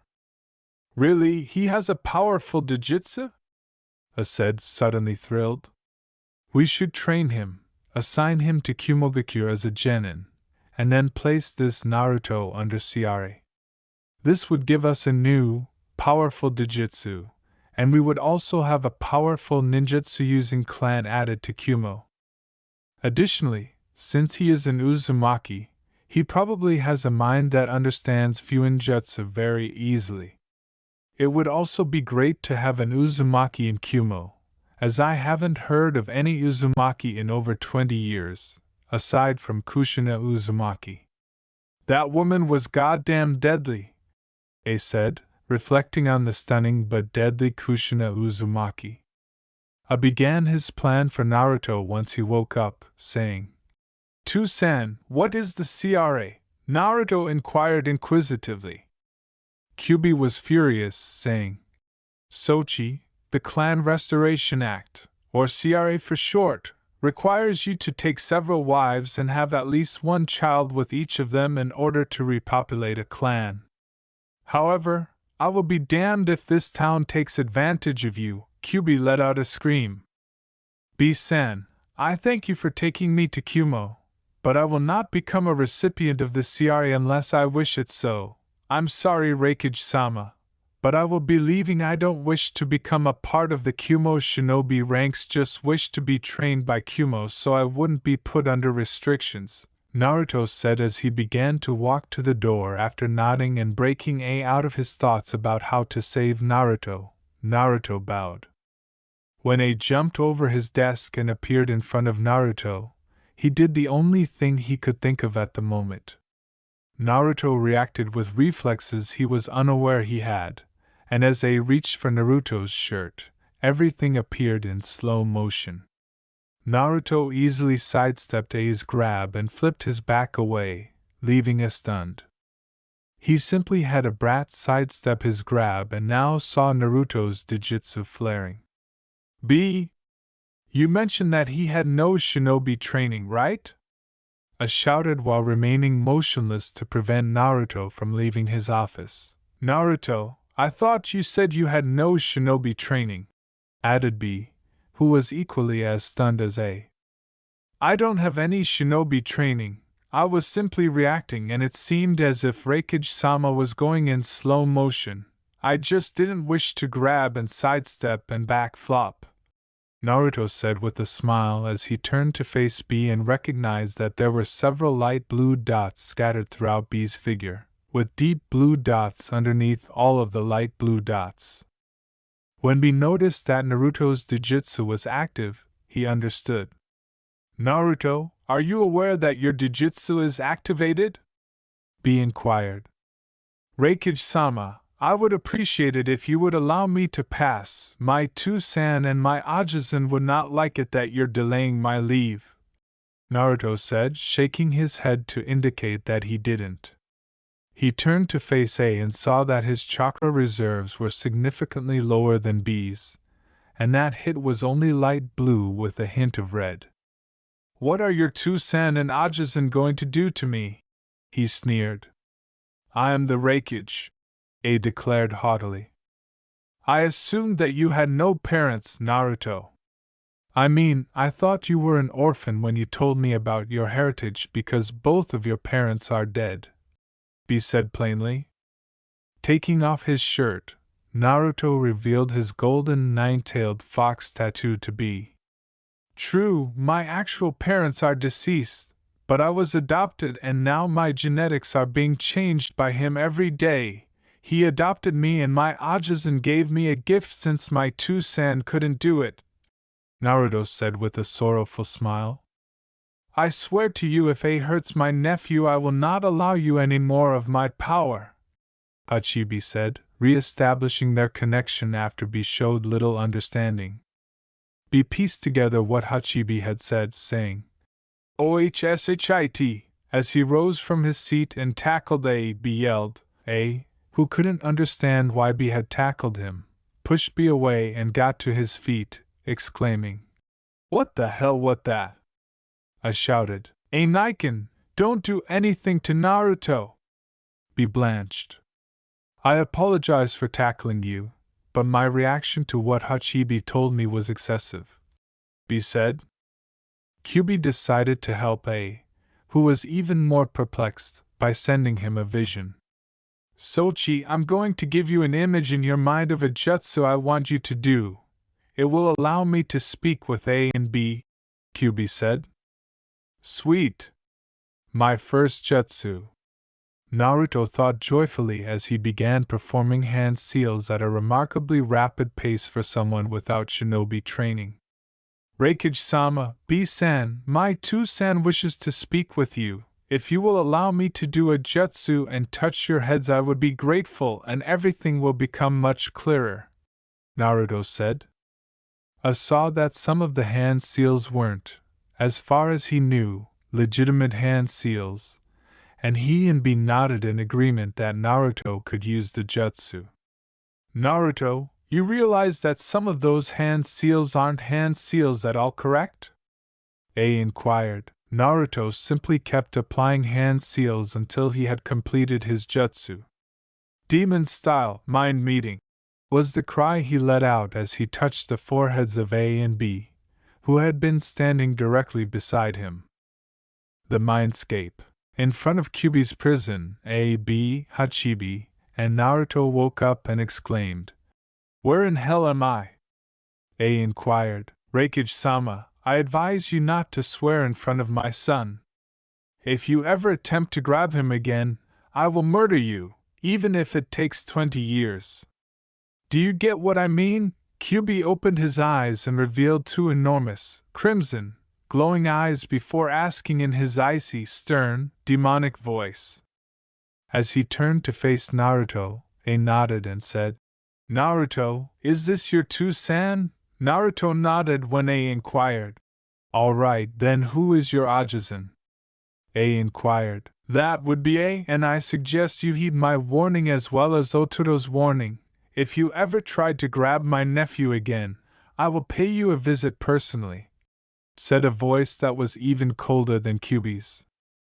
He shivered when he turned around and saw a man wearing a black and white kimono with an obi around his waist, snow-white eyes, and long white hair pulled back in a ponytail. A nodded, terrified, realizing that he was speaking to a greater power, as he felt power emanating from the man. "Good," Hisoka murmured. "Ah, that's my favorite quarter demon," Hisoka exclaimed as he returned Naruto's embrace when he raced over to embrace the man. "Naruto-kun, I'm sorry that I had to put you through so much pain.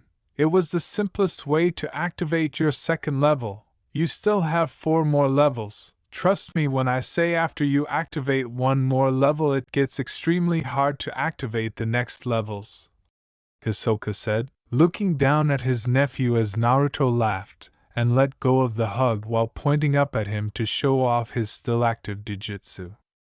Naruto pouted like a puppy dog and pleaded, "It's okay, Ajisen Hisoka. I would like it if you could finally tell me what this is called and what I got with it upgraded." Kyuubi, Hachibi, and Hisoka all chuckled. "Otuto Kyuubi, you haven't revealed the name to him yet? Regarding your inquiry, Naruto, I'm sure you've already recognized one of the benefits of this Dijutsu after watching the Reikage's movements in slow motion," Hisoka said. "I can see actions in slow motion," Naruto exclaimed, his eyes widening. "Whoa, I'm going to be the best demon or shinobi ever," happily, Naruto exclaimed. "Hisoka Niken, it's so nice to see you again, and apparently I have a nephew," said Hachibi, who had been observing the exchange, as she approached Naruto and Hisoka. "It's good to see you too, Ototo Hachibi," Hisoka said as he shook Hachibi's hand. Naruto turned and grinned as he saw a man who resembled Hisoka, but he was an inch shorter, had brown hair, and wore a brown kimono. "It's nice to meet you, Ajisen Hachibi," Naruto whispered softly as his head was in Hachibi's tummy after running into him and giving him a hug. "Kyuubi Niken, no hello?" said Hachibi, grinning and giving the hug back. Hachibi smiled as she requested. With crimson-slitted eyes, shoulder-length red hair, and a deep red kimono with a golden nine-tailed fox on the side, Kyuubi changed into a male human. With a kind grin, Kyuubi said, "I apologize, Ototo Hachibi. I was just giving you your moment." Naruto laughed and raced to his Tusen after letting go of the hug and seeing his human form. As soon as he passed the bars, Kyuubi pulled him onto his shoulder, much to Naruto's delight, saying, "Tusen, you look amazing!" Naruto grinned broadly and exclaimed. Kyuubi grinned and said, "Thank you, Sochi. I need to talk to you about Naruto's future, as well as A and B, Hachibi, and Hisoka."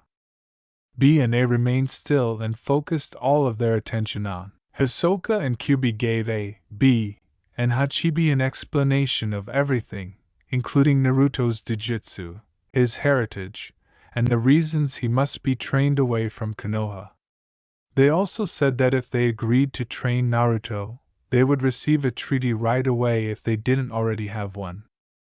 A and B were, to put it mildly, shocked to learn that they would be able to train a certain Hokage and that they would receive a peace treaty if they didn't already have it.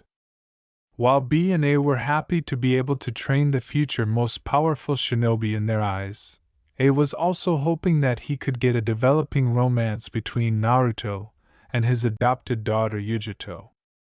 After meeting another Ajizan and learning about his Dijutsu, Naruto was overjoyed to find that he would be receiving training at Kumo.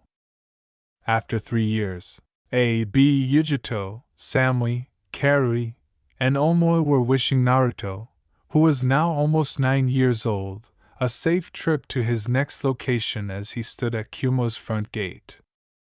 "Do you have to go, Naruto-kun? Why don't you just remain here?" Karui nodded in agreement as Yujito questioned Samui. "Yujito-chan, Samui-chan, and Karui-chan, what have I said about the reason why I need to leave?" Naruto remarked with the foxy grin that had come to define him during his 3 years in Kumo. Naruto inquired, "Why can't you just stay here with us?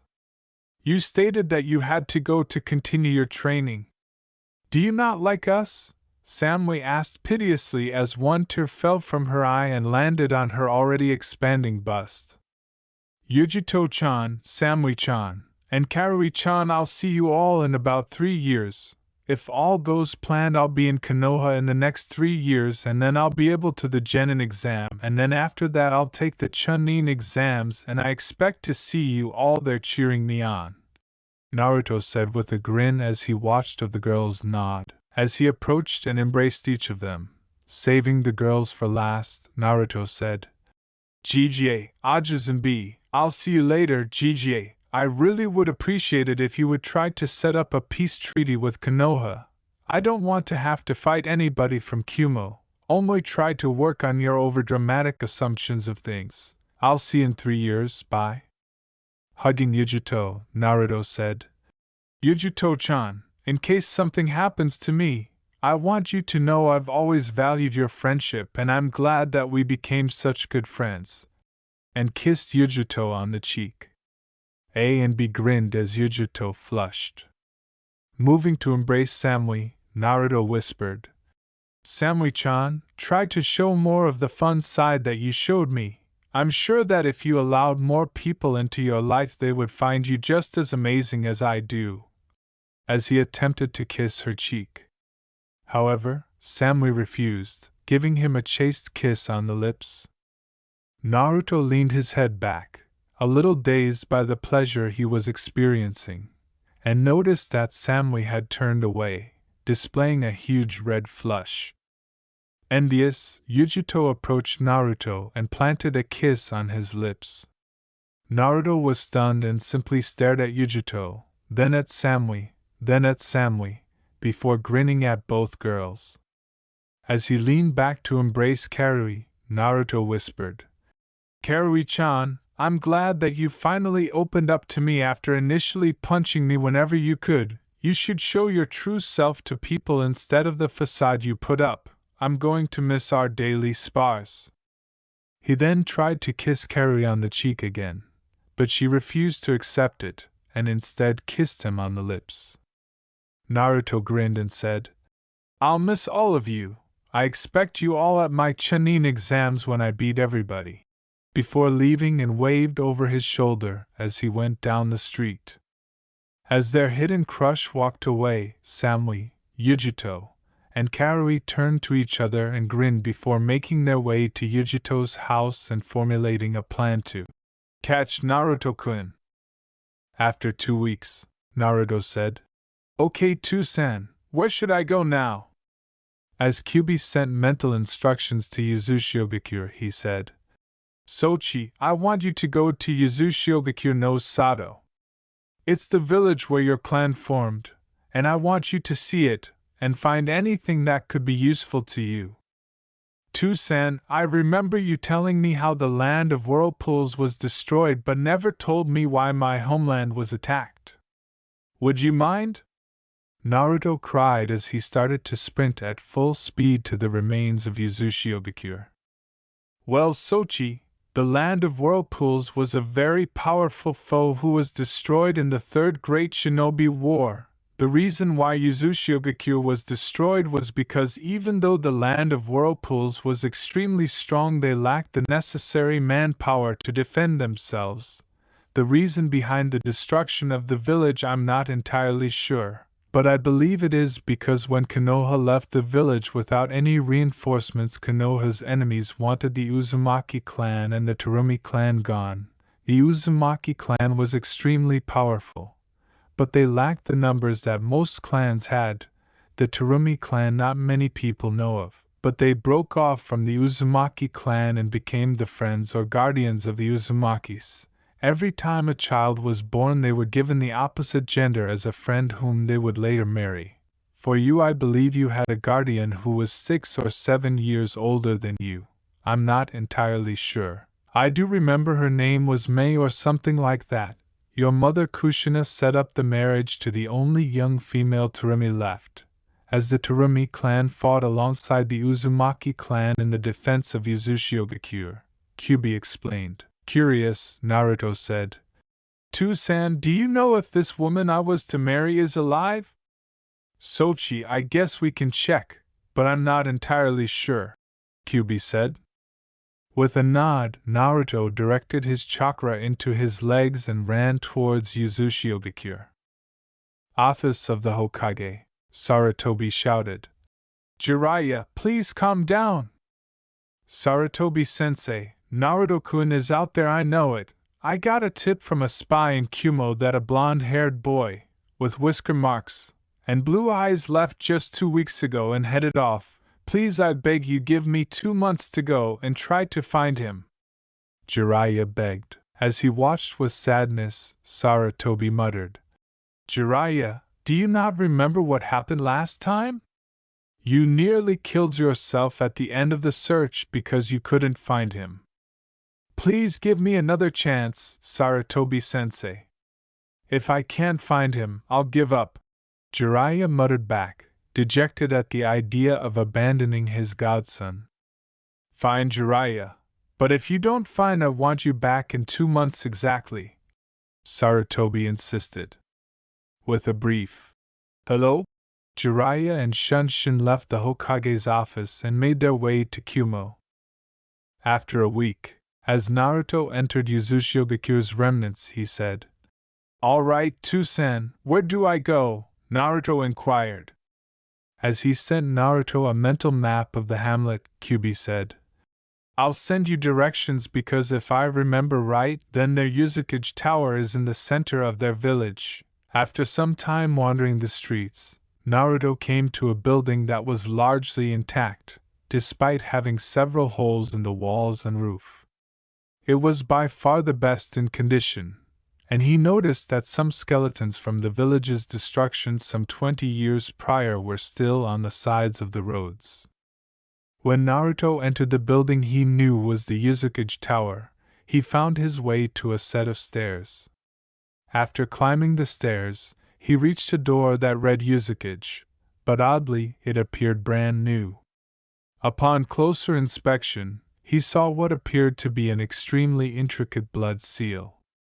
Tucson, what is this? It looks to be far more intricate than the straightforward blood seals you had me create, but I can tell it's a blood seal, Naruto inquired. Ah, very good, Sochi. The seal you see is something called a blood chakra seal. The seal indicates how fresh the blood is by indicating how much chakra is in the blood. Once the blood is 10 seconds old, it starts to lose the chakra that once coursed through it. I'm guessing that once the Uzukage realized the village was going to be attacked, he put the seal on his office door, so only his clan or close relatives of the clan can open it.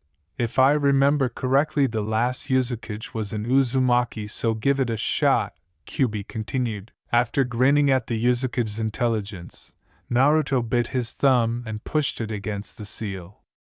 The door started to tremble and slowly opened to reveal the Yuzuki's undamaged office. Naruto entered the room and saw a podium with a rolled-up scroll on it. As he approached the scroll, he noticed the same seal, so he wiped his fresh blood on it, which caused it to glow and then slightly open. Naruto was pleased to discover, upon unwrapping the scroll, that it was addressed to any survivors of the Uzumaki clan. Kyubi said somberly, "Sochi, I'm here if you want to talk about it." Looking around, Naruto, who was now leaving the Uzukage tower, dropped to his knees and said, "Toussan, why did the leaf leave us? My clan was wiped out. All of them were killed. I may be the sole Uzumaki still alive, but I have witnessed my clansmen's deaths repeatedly. Women, children, girls, boys, men, women, regardless of their age or gender. Why would they murder my entire clan? What made Konoha leave them?" "Why, Toussan?" Naruto asked as he collapsed into his butt and began to sob. "Sochi, I can't give you a reason for either of those two questions, but what I can give you is power to exact your revenge against Danzo. I can make you the most powerful shinobi to have ever walked the elemental lands, to bring your clan retribution against Danzo," Kyubi said as Naruto surveyed the area, still noticing bloodstains on some of the ruins. The offer was rejected by Naruto, who buried his face in his hands and cried, "All of them dead, they're dead, they're dead, they're dead. If what my real Gigi says is true, then that would mean Hokage Gigi made the order to abandon the clan. Even though I didn't know them at the time, I will never get the opportunity to do so because my entire family and kin are dead," Naruto reiterated. Concerned for his kit, Kyubi began to realize why he had repeated the memories. "Kit, I know you wanted to visit your clan, but don't you think it was foolish to see them and then see them get slain immediately after?" Kyubi inquired. After remaining silent for a few minutes, Naruto suddenly got up and began running back to Konoha at full speed while wiping the tears from his eyes. "Sochi, what are you doing?" Kyubi inquired. "I'm going to make them regret ever betraying the Uzumaki clan by killing Danzo and then the Hokage." The strongest emotions that could be heard in Naruto's screams were fury and hatred. "Like mother, like son, Kyubi whispered to himself before continuing. "Kit, your mother reacted the same exact way upon hearing about her clan's demise and how Konoha just backed out. Kushina found out about a seal that your Gigi made that allowed her to see his memories from anywhere, and when those memories she went into a rage and attacked Sarutobi at his secret training ground on top of the Hokage monument. After hours of fighting, Sarutobi asked why she had attacked him. In your mother's fit of rage screamed out that he had ordered the withdrawal of Konoha's forces and which allowed her clan to be slaughtered. Sarutobi asked what she meant, and upon telling him, Sarutobi attacked Danzo. Danzo lost the use of his arm and lost his eye because of Sarutobi that day. I bet it's safe to say Sarutobi had no idea that Konoha had actually withdrawn from the battle before it had began. From what I remember, your mother forgave Sarutobi after about the millionth time Sarutobi begged for forgiveness. So if your mother believed Sarutobi didn't know of the betrayal of Whirlpool's and Leaf's alliance, then you should too," Kyubi stated. Naruto slowed but immediately resumed his pace, saying, "It doesn't matter. I'll still kill Danzo once more," Naruto screamed, his voice laced with hatred and wrath. Kyubi sighed. "Kit, Hisoka and I have only trained you in the physical and the chakra control aspect of a shinobi's life. Sure, you might be as fast as a jounin and have as much stamina as two Kages, but that doesn't mean you have the skill to take a jounin or Kage down. You would be killed by a chunin easily. I would be willing to bet you could beat most genin because of your speed, stamina, an ability to dampen the sound you create using your chakra control. But that can only take you so far. Hisoka and I are going to train you in ninjutsu, taijutsu, genjutsu, fuinjutsu, kenjutsu, and how to properly use your dokujime. That is only if you will not attack Danzo until we deem you are ready. That is for the action and for the repercussions it will cause. Kyubi stated with a voice that gave no room for negotiations. The memory of his grandfather using the Uzumaki style, sacrifice of the whirlpool jutsu, and then passing away from chakra exhaustion kept replaying in his mind as Naruto, now in the middle of a forest, nodded and collapsed. The last thing he saw before he let sleep take him was a woman who looked almost 15 years old, with long, gorgeous auburn hair, smiling.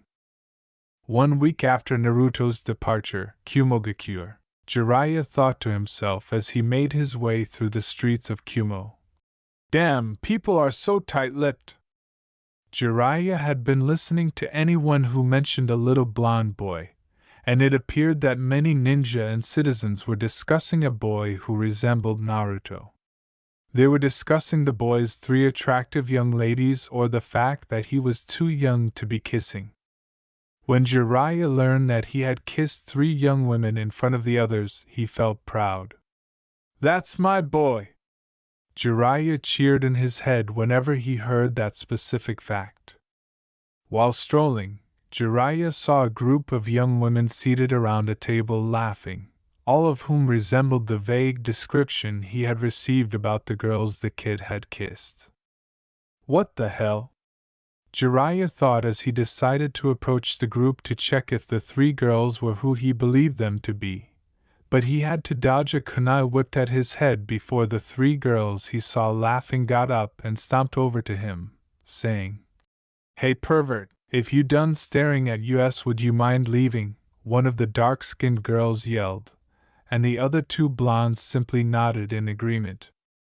Jiraiya chuckled. "Pardon me?" Jiraiya informed them honestly. "I was just going to ask you some questions. I didn't mean to give the impression that I was staring at you. To be honest, I was trying to determine whether you were the girls who kissed the blonde boy." They all flushed simultaneously, saying, "That was just a goodbye kiss." The 3 girls all yelled simultaneously. Knowing that these were the girls he was in fact seeking, Jiraiya smiled and went to work. "Could you tell me where he is? Since he was said to be dead in my village, I have been searching for him," Jiraiya inquired. As the females stared at Jiraiya, their eyes all turned icy. "Why would you want to know where Naruto-kun is?" a long-haired blonde girl inquired. A very muscular man suddenly appeared in front of them, wrapped them all in an embrace, and began to bounce up and down while yelling with delight.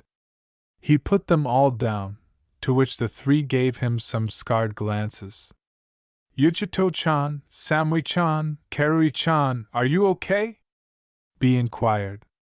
"B-sensei, this man wants to know about Naruto," Karui said, and the 3 girls nodded. Oh, B thought, squinting at the men before realizing who he had attacked.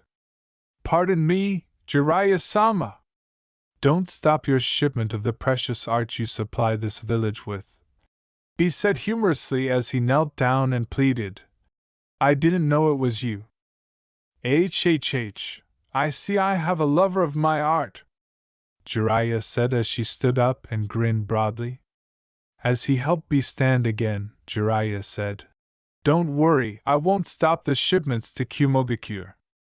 I just want to know about Naruto Uzumaki." B yelled, unable to identify anything other than Jiraiya's declaration that he would not halt his shipments. "Once more, what makes you curious about Naruto-kun?" Yujito inquired. "Because I'm his godfather. Like I said, I have been looking for him since he was announced as dead back in my village," Jiraiya replied with a sorrowful smile. Kari became angry, saying, "You old fool!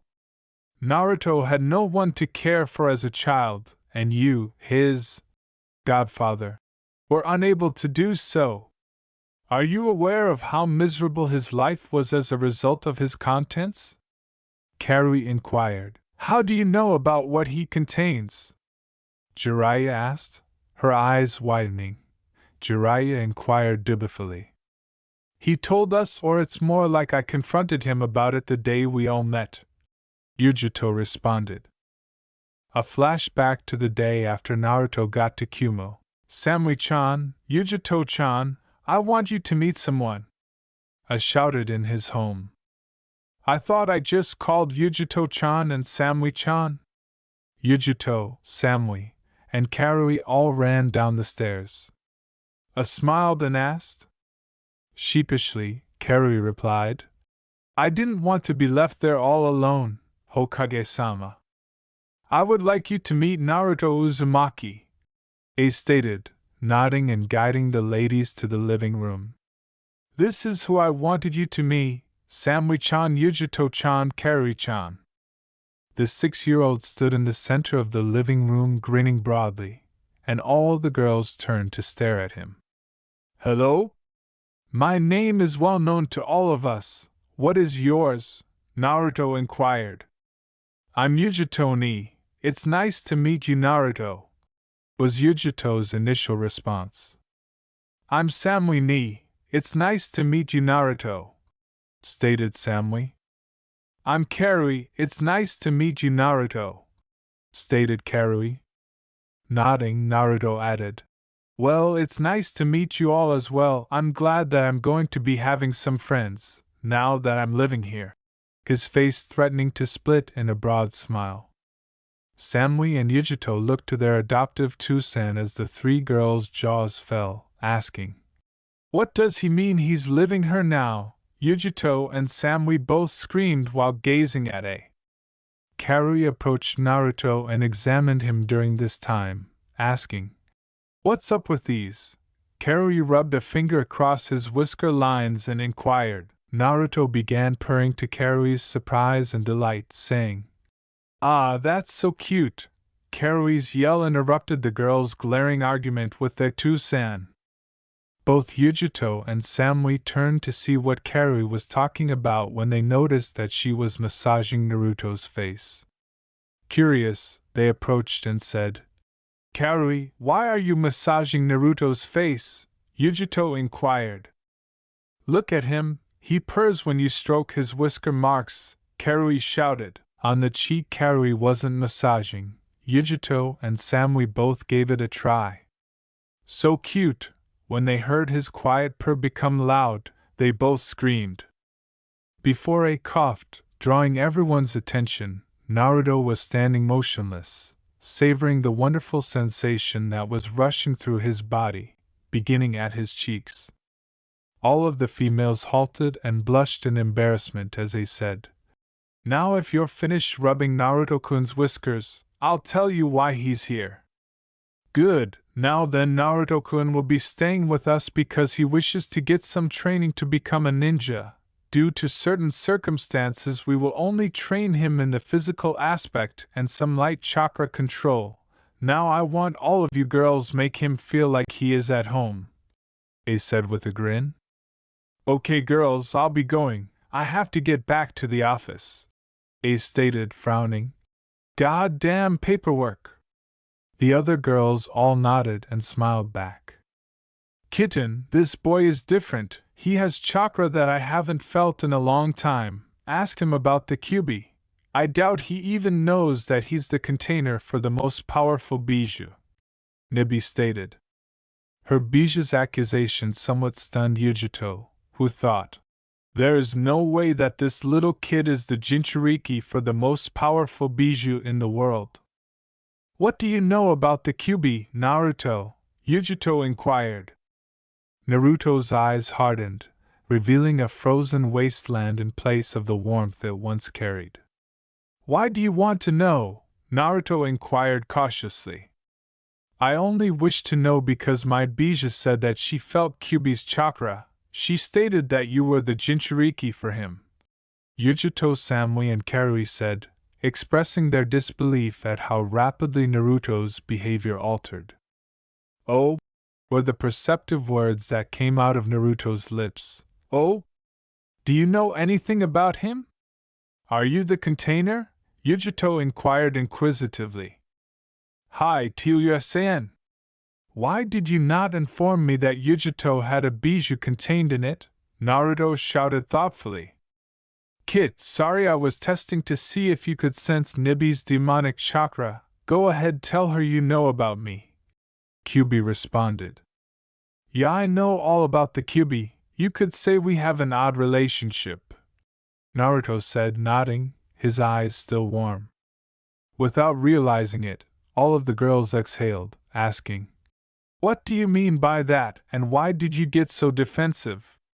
Samui inquired. The first question I will not answer because he does wish it to be revealed. As for the second question, I do not really want to talk about it either, Naruto said, his shoulders hunched forward in obvious sadness. You were treated badly, weren't you? Glared at, isolated, not allowed in stores, hated by mostly everybody, Yujito said without question, indicating that he understood. If that's what. Naruto grinned as he continued to walk without moving. Yujito became agitated by the blonde's smile as the three girls gazed at him incomprehensibly, saying, What? For what reason are you grinning? You think it's funny that you received better treatment than I did. Is that it? Yujito screamed angrily. This is what I meant by the smile, Naruto said emotionlessly as his smile faded and he started to remove his shirt. I did not mean to anger you, I'm sorry, Naruto muttered as he pulled his shirt back on and began to walk towards the door to go outside.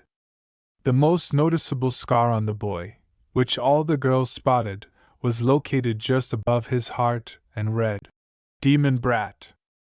With tears threatening to fall, Yujito took Naruto's hand and pulled him into an embrace. Naruto was initially taken aback by her behavior but quickly responded by giving her a firm hug. The other females joined in the embrace. I'm so sorry, Yujito mumbled. As the other girls nodded, Samui stated, We promise that we'll be by your side, in response to Naruto's even closer embrace. Thank you, was Naruto's response, grinning. Kyubi grinned as he observed the exchange, thinking, I'm glad the kid has some people his own age who take care of him at last. The end of the flashback. Ever since then, all four of us were great friends, and that kiss was just a goodbye kiss, said Yujito. I don't know, Yujito-chan. For all of you girls, it seemed that it was more than just a goodbye kiss between friends. Yujito, you got mad when Samui kissed Naruto, so you went back and kissed him on the lips, and Samui and Karui just went straight for his lips. That reminds me, you are all too engaged in such activities. I do not want to see that again until you are all older. Do I make myself clear? He replied. Jiraiya, who had listened to the story carefully, grinned as she heard the conclusion. I'm glad you girls became friends with him, Jiraiya said as the three girls all blushed and nodded. Okay, so why did you pick all of us up and act all crazy? Replied Karui. Well, Naruto was reported dead 3 years ago and I have been looking for him since then. I got a lead that a boy that matched the description of Naruto left Kumo, and so I came here. Then I hear 3 girls kissed him goodbye and got some of their description. I find these 3 lovely young ladies, and when you told me his name I just kinda lost it, sorry. Jiraiya sheepishly replied. It's fine, but to be truthfully honest, we don't know where Naruto is. He told us he would go back to Konoha in 3 more years and that he expects us to be at the Chunin exams to watch him, Yujito responded. He left a wrap gift in front of B and walked away, grinning. Good, I'll keep looking for him. Thanks for telling me Naruto is still alive, Jiraiya remarked. As he vanished, the 3 females all started to perspire and hurried away. B knelt down and picked up the object, which was addressed to B. B opened the package and shouted. Yeah! B cried. I-C-H-A, Paradise Limited Author Signed Edition! In the present, with Naruto. Man, this is some comfortable ground, Naruto said out loud as he woke up, feeling warm and the ground underneath him soft. This caused some laughter from the area just next to his bed. Hello? Naruto mumbled as he opened his eyes and looked about, noticing that he was in a room with 2 windows, a bed, 2 dressers, a closet, and 2 people.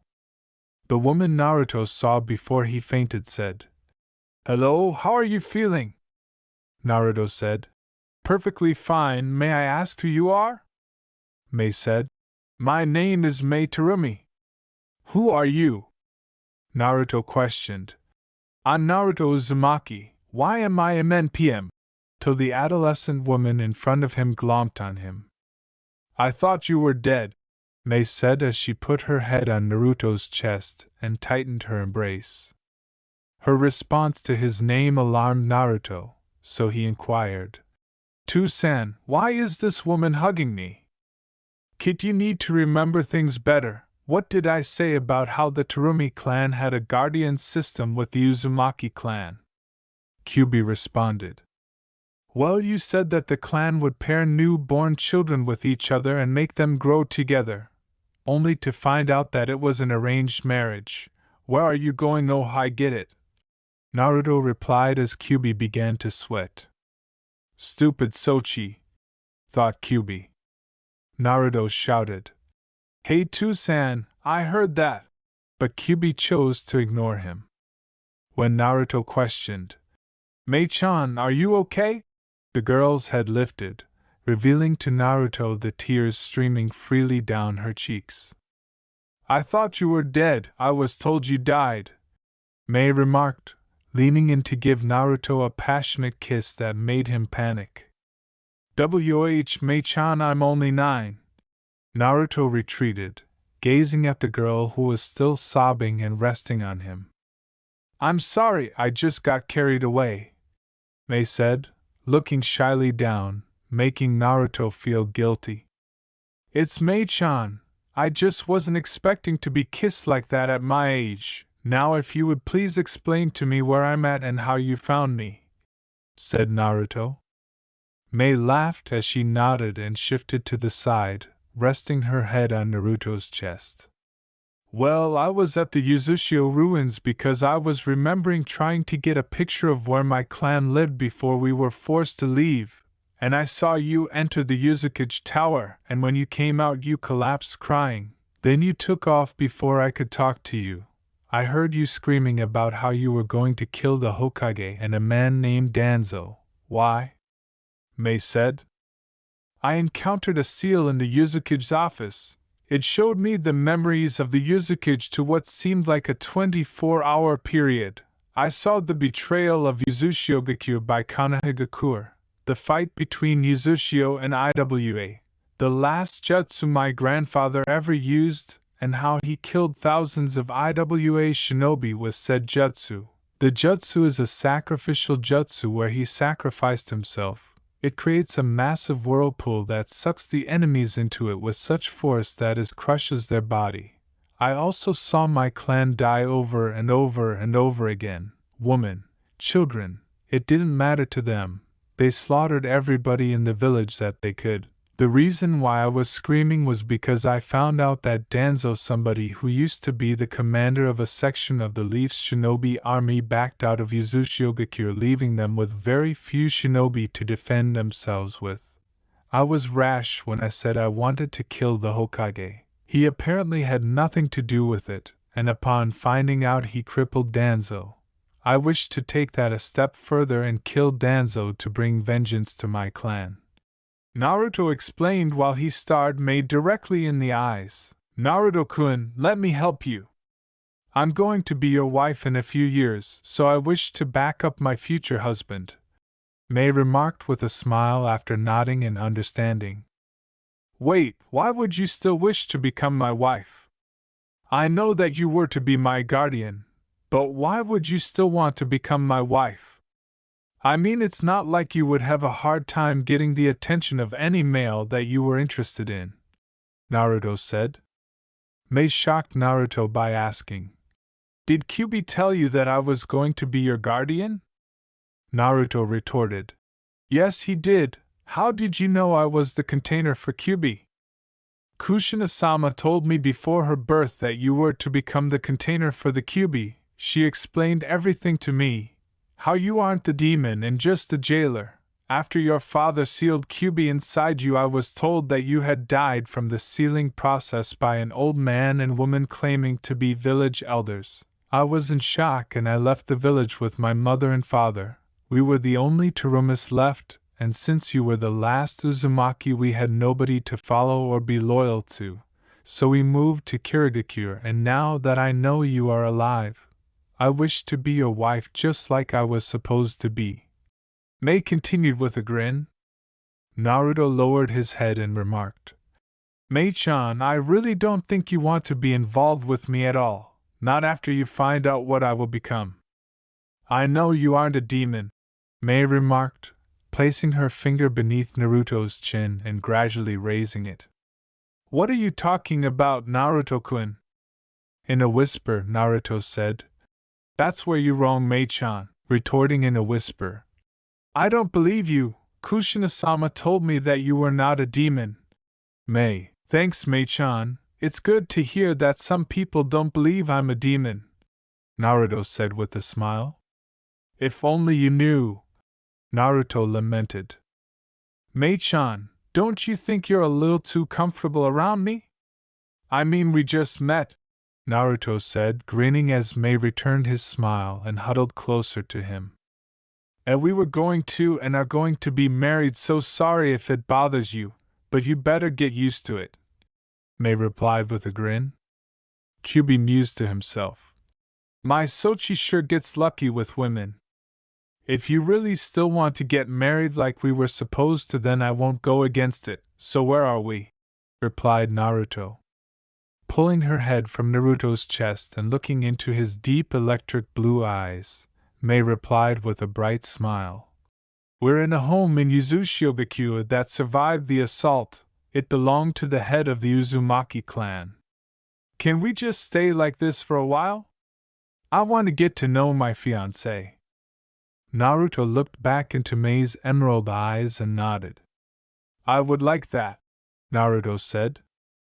1 month time skip, Naruto sadly remarked. Mei-chan, do you really have to leave? Mei grinned and grabbed Naruto in her arms as she nodded sadly. Yes, Naruto-kun, I was only supposed to be here for 2 weeks, not a month. I'll see you again. After all, you are my fiancé, Mei murmured.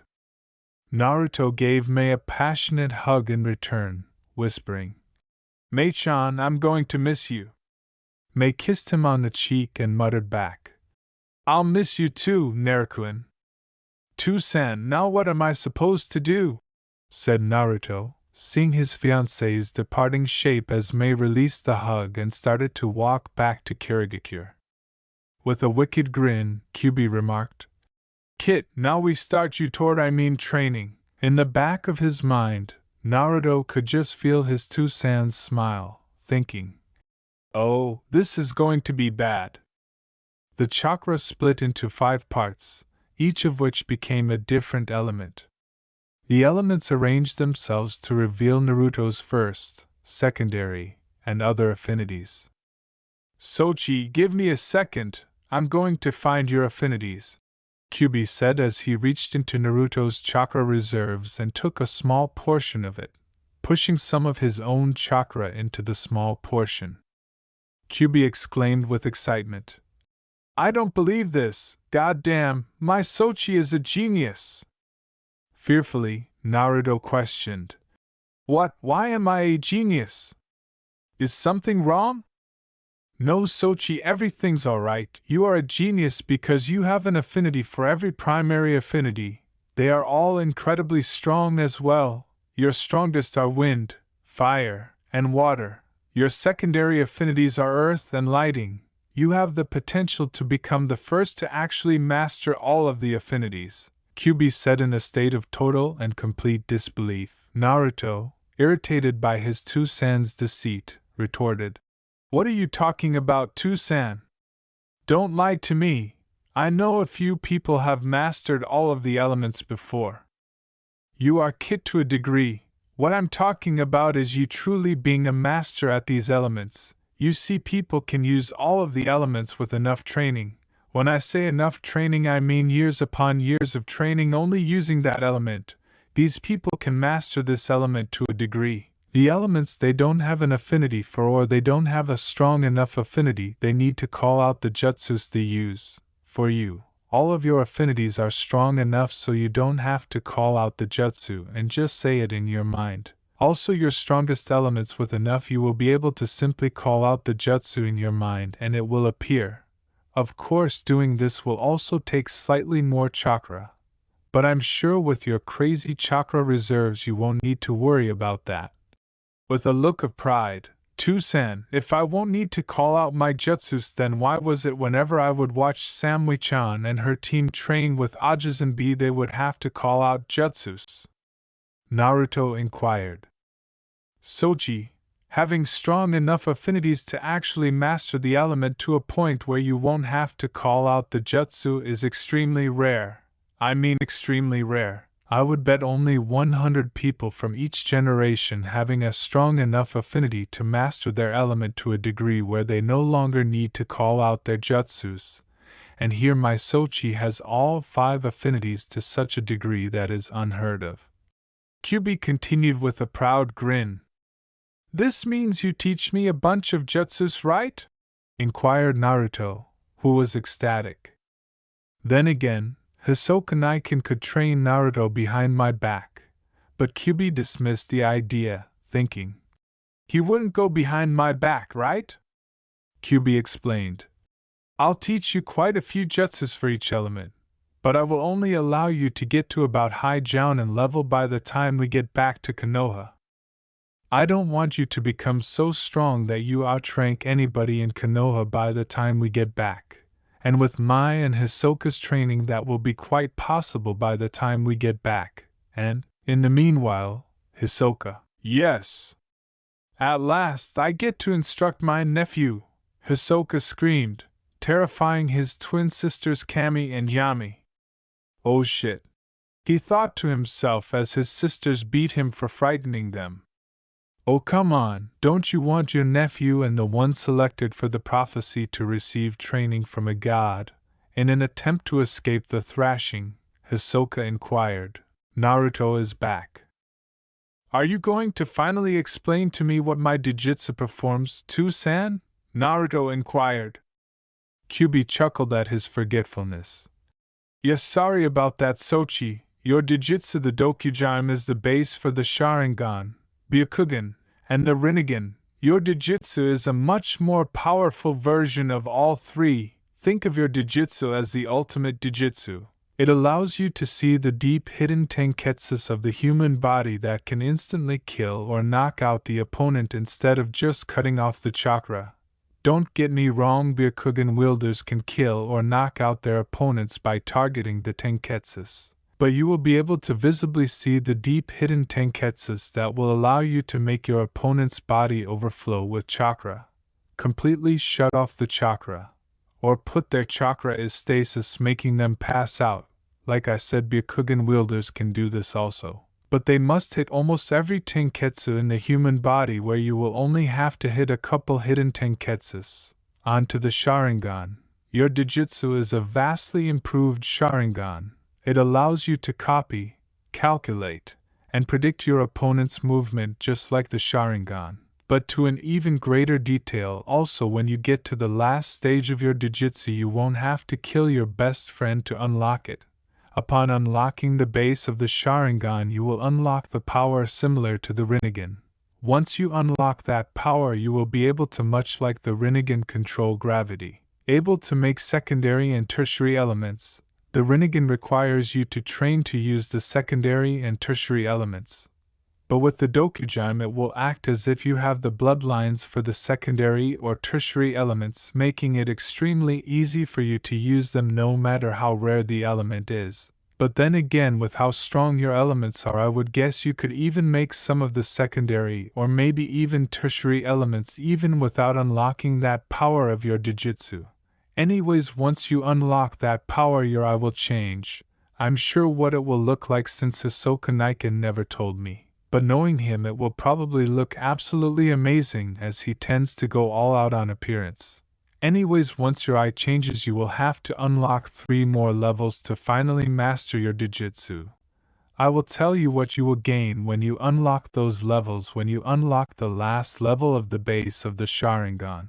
I know, very long process. But with Hisoka and I, you should be able to master it around the time you're 16 or 17.